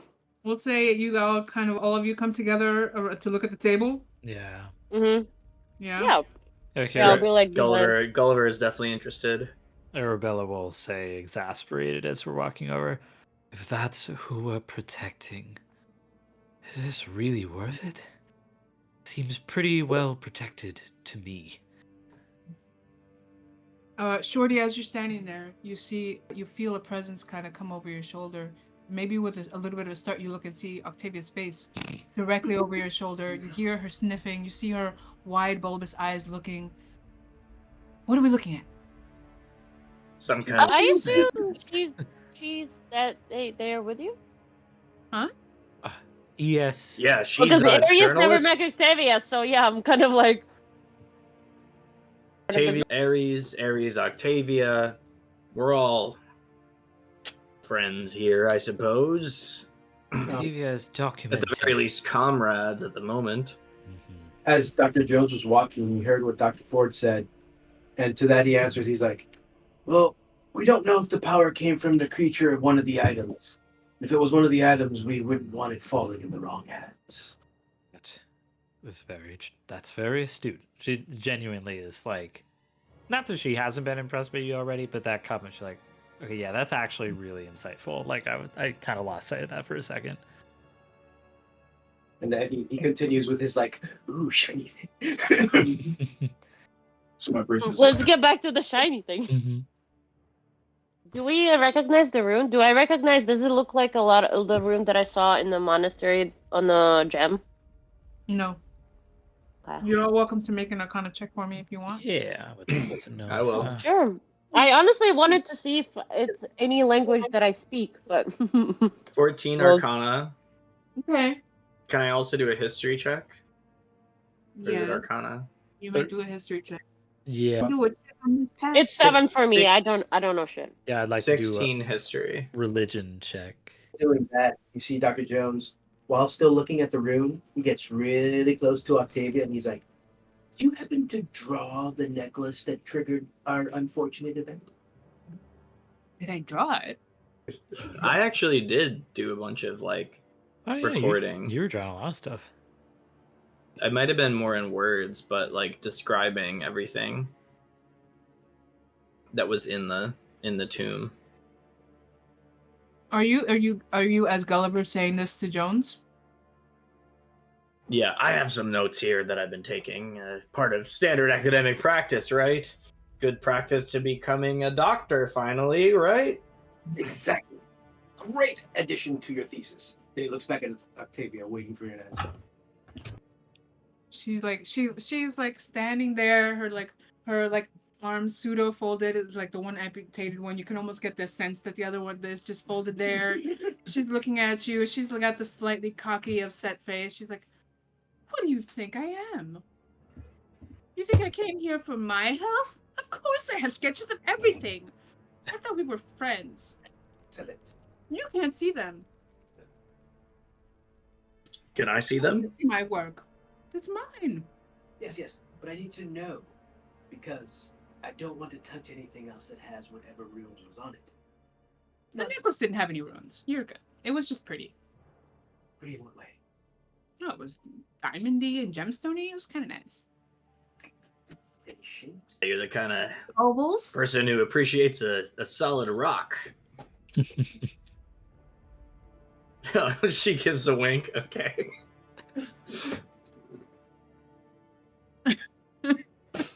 Yeah, and then she like lifts her arm to show that the necklace on the pad on her arm there. It just looks like one of those like wide necklace pieces. It's got a gemstone in the middle. Any particular kind of gemstone? Dark green in nature. Okay. Does it look like my amulet's gemstone?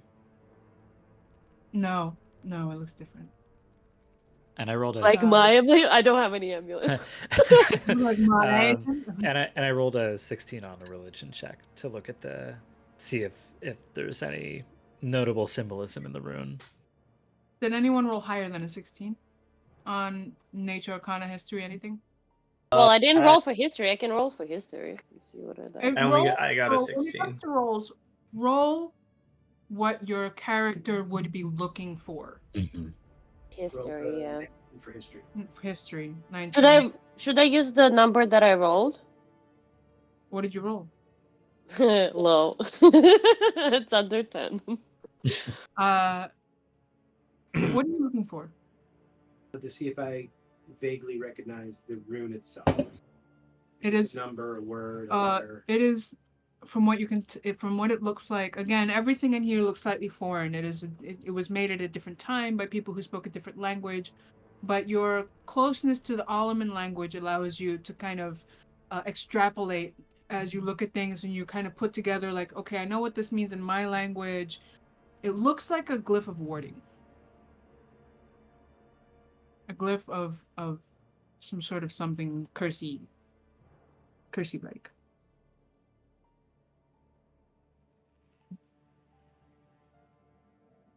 Aeris is just like standing behind, watching all of this, trying to like, because he just holds his breath as much as he can, try to like cut down the poisoning as much as possible. That's like his whole thing. He's just like, I can't help, so I'm gonna just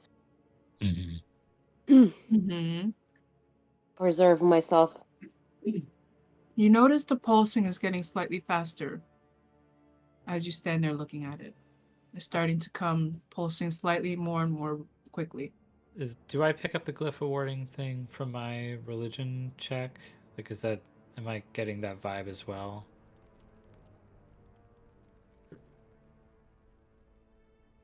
Or like, what am I getting from my religion check? I'll ask. You rolled a 19. No, you rolled a 16, right? 16. Yeah. As a cleric, they have the spell glyph awarding. Would he know? Don't have that spell. But good thought. The thing here with this is that, yes, Dr. Ford is a cleric. But, unless I'm very much mistaken, Dr. Ford doesn't speak Alaman or ancient languages. Nope. This is I don't know. She knows some old Elvish. Yeah. But like, that's about it. But what I'm saying is like, so just in general, something to consider here is like, yes, your character may know things based on their class proficiencies and stuff like that. However, you are in an ancient tomb in another country that speaks a different language. So just because you know it's like being like, well, yeah, I know what a cup is, but then you go to China and you're looking at a menu, you can't understand what the word cup is, right? Like, or like if you go to like a different country. So, like Dr. Jones can understand certain glyphs, not because he's a cleric, but because he understands ancient languages. Yeah. So trying to like cross the bridge between what you would know because of your profession, what you would know because of your background, what you would know because of et cetera, et cetera, et cetera. I just had no idea. I was just like, glyph awarding sounds like a cleric spell. I don't know. No, it's fine. But I'm just saying that so that everyone gets a frame of mind. It's like, oh, I should know what a glyph of warding is because I'm a cleric. Hello. Yes and no. This is a totally different language and it's ancient. But so on a 16 religion check,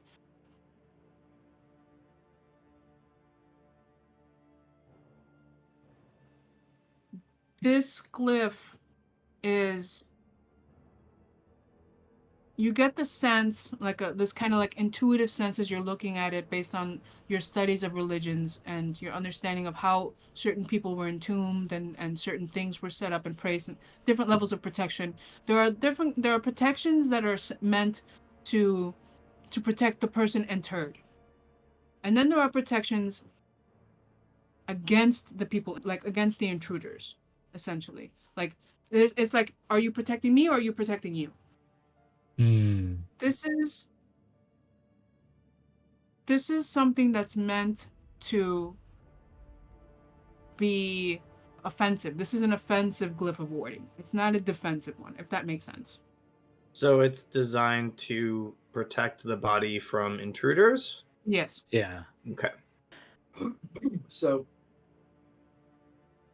Dr. Jones wouldn't know that, but he would. Again, no one saw it happen, but he now has his pipe out again, and he's just kind of leaning there. He's like, "I didn't know better. I'd say there's some form of a magical glyph. The blinking makes me think it's counting down. Could be a good thing. Could be a bad thing." And he's like just looking He around. said, to see if he anybody- said counting down. Aeris just like steps do- away, counting it like that. I do get the sense you should stand back, and I'm about to do something maybe very foolish, so definitely stand back. And I want to reach out and touch the glyph and cast Remove Curse. See if I can break whatever connection there is between this glyph and its power. Because Remove Curse says at your touch, all curses affecting one creature or object end.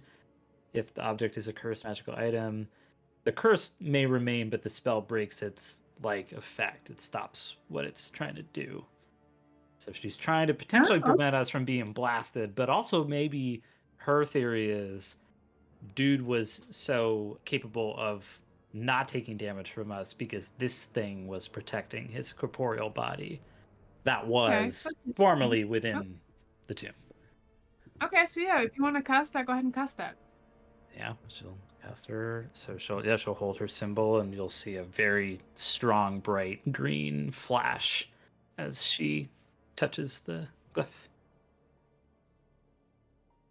As you stand there, do you close your eyes? Like, what do you do when you're casting? When you're connecting with the weave? When you're casting magic? What does that look like and feel like for Dr. Ford?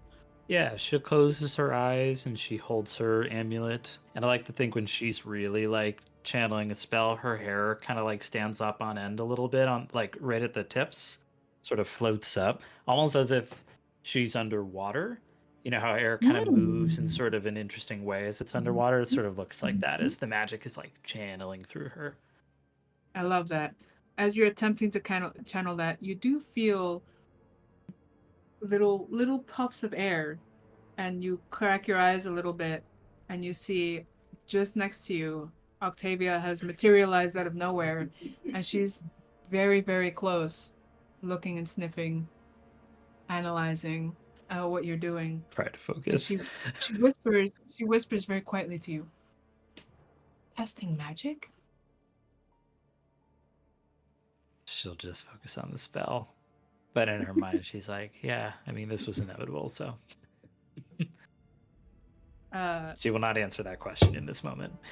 She's practically on top of you as you cast the spell. She's trying to almost sniff and feel the magic coming off of you. She's watching with wide eyes as your hair starts to lose gravity for just a moment, and you can hear as her pencil is rapidly sketching on her notepad, and she's just there sketching ravenously. The rest of you seeing she is utterly absorbed in everything that Dr. Ford is doing. Her tail, everything about her is frozen stock still except her hand and her pad as she's sketching and writing and taking notes. You see the pad very quickly filling with doodles and notes and little circles and underlines and little sketches, a quick pencil sketch of this thing. Dr. Ford, trying her best to ignore Octavia being slightly annoying, reaches out and casts Dispel Curse.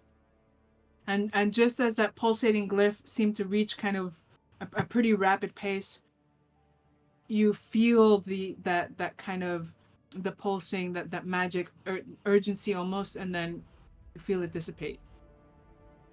Ooh. The glyph going not totally dark, but the pulsing stops. It remains just ever so slightly illuminated, but still. In your ear, you hear,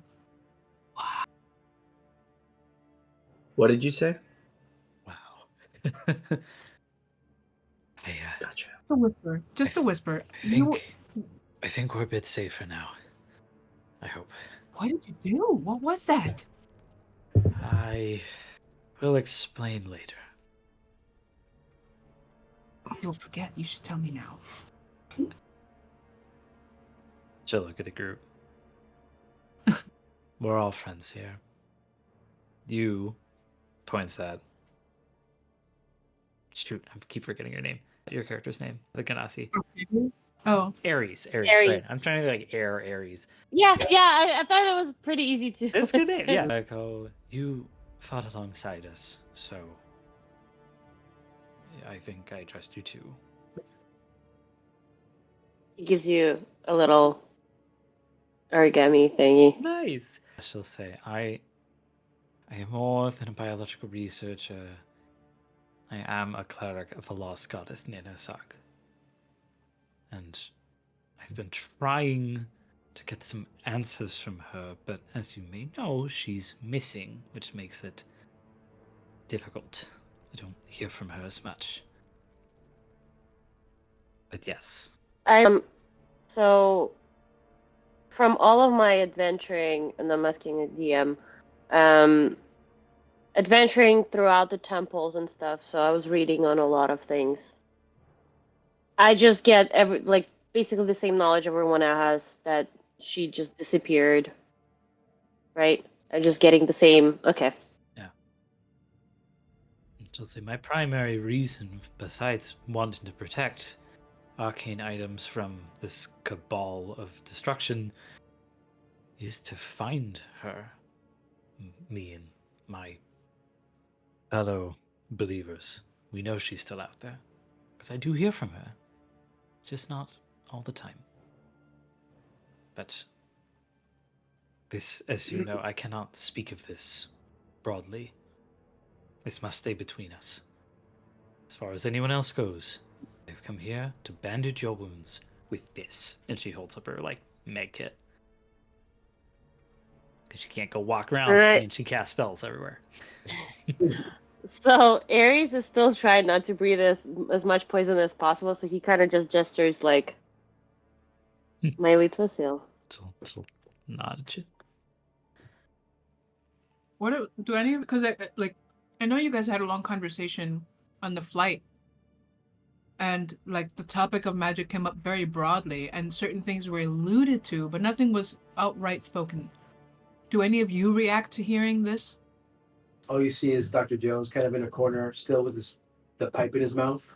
But you'll notice his other hand is rubbing the little horn amulet he wears. Just listening. Doesn't say anything. No. Does Shorty say anything? I'll show you. Tickling your nipple? Just a little. Not the reaction I expected, but fine. I get it. We're under a lot of stress. This is just about comfort right now. Whatever. It's a self-soothing motion. Whatever makes this easier. It's a form of self-care. Fidget It's spinner. a form of stimming, right? It's just I'm feeling better. I just healed myself. Gulliver or Shorty, yeah? Did anybody say anything? Can't make any comments or acknowledge that any at all? Just acknowledge. It seemed to me like they were whispering. What can I hear of it? All of it? Well, also the fact that, in this world, Ninosag has been missing for a while. This is likely the first time you've encountered a cleric of Ninosag. And to not only have someone here saying that they're looking for her, which is probably among all the different secret societies, those who look for Ninosag are almost considered crazy. But also the fact that Dr. Ford has just said after Ninosag went missing, she has been able to connect with her. That is wild. She's still who I get my magic from. Even though I don't, it's not as easy of a conversation anymore. that's still my divine connection for cleric magic. Right. So, But like to have said like I don't hear from her as often as I'd like to is still like 1,000% more often than basically anyone else has been able to say. You know, the fact that you have connection at all is like 1 in a bajillion. It's the first anyone has heard of such a thing.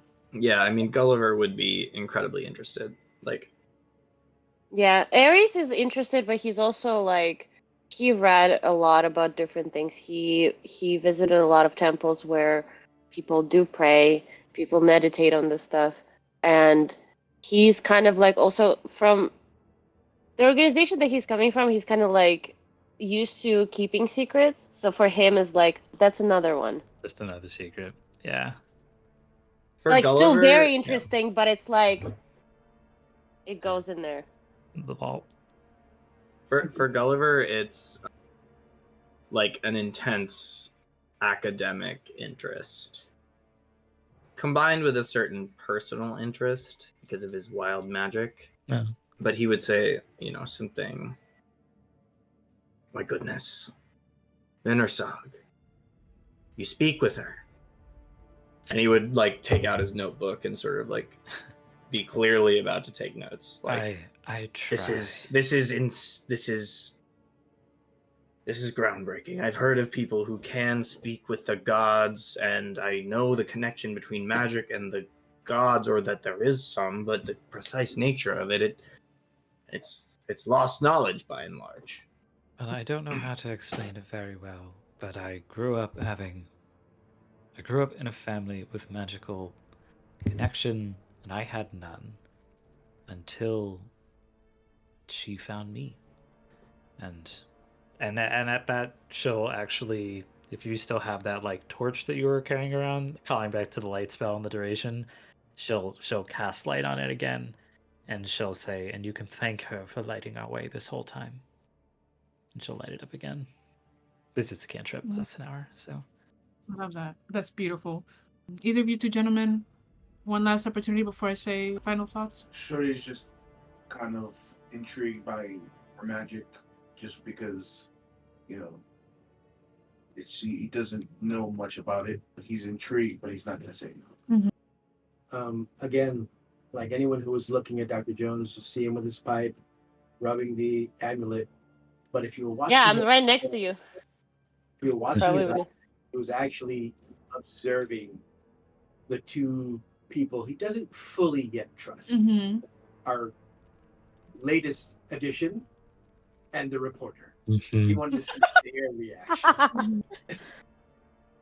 She's standing next to Dr. Ford in rapture, just listening, taking notes. You hear like that ceaseless like after a few moments you hear the rustle of a paper as she flips the paper back, taking lots of notes. And after a while she goes, "That's dope." To keep scribbling. Does she actually say dope? Yeah, that's dope. She's scribbling. I love. Can we Yeah. proofread that before that goes to publication anywhere? As Yeah, you say I mean, I don't know what the libel leans laws. away from you. That's like the best way to get her to lean away. Like proofread, look at her notes. What? No.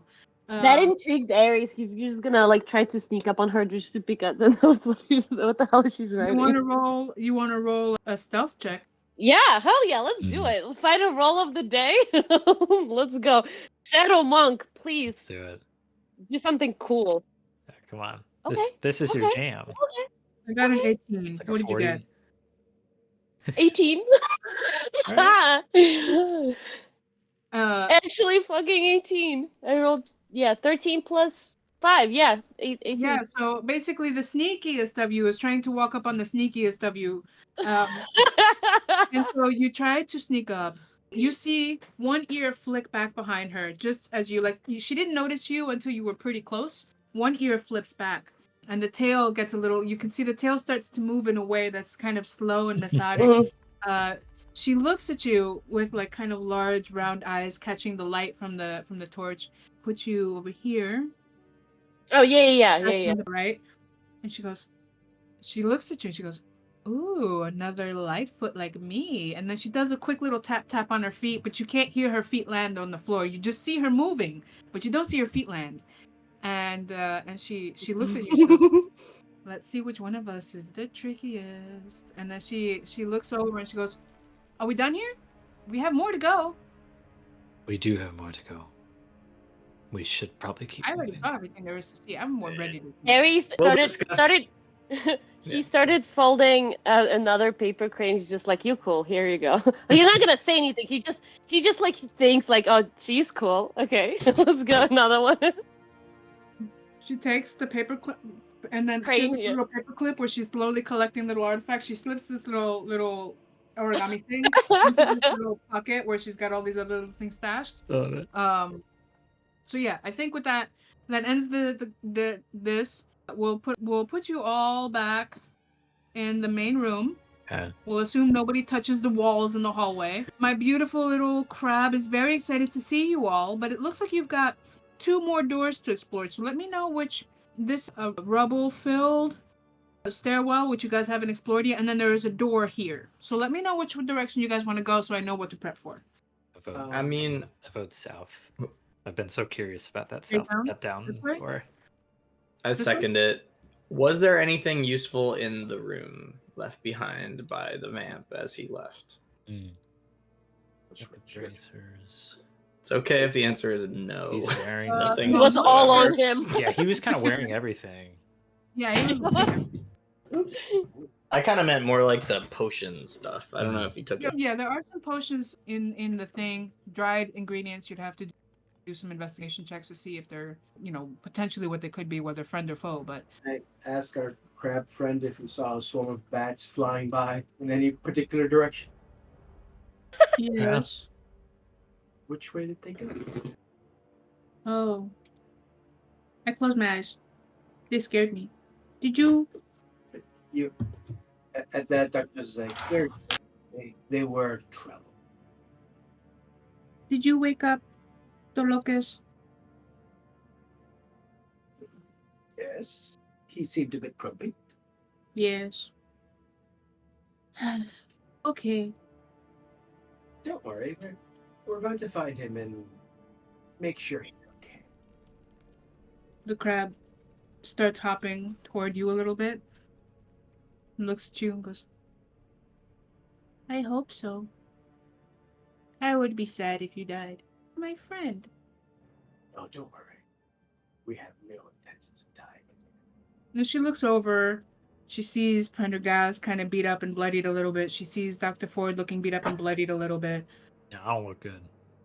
And she looks over and she goes, okay.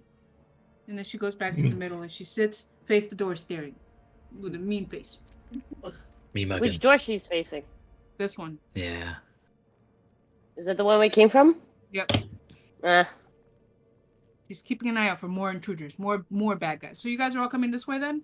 Yeah. South this way? Okay. Are we taking a short Yep. rest with our crayfish friend before we go? Just Yep. a reminder, Dear God, a I short need to rest. take a short.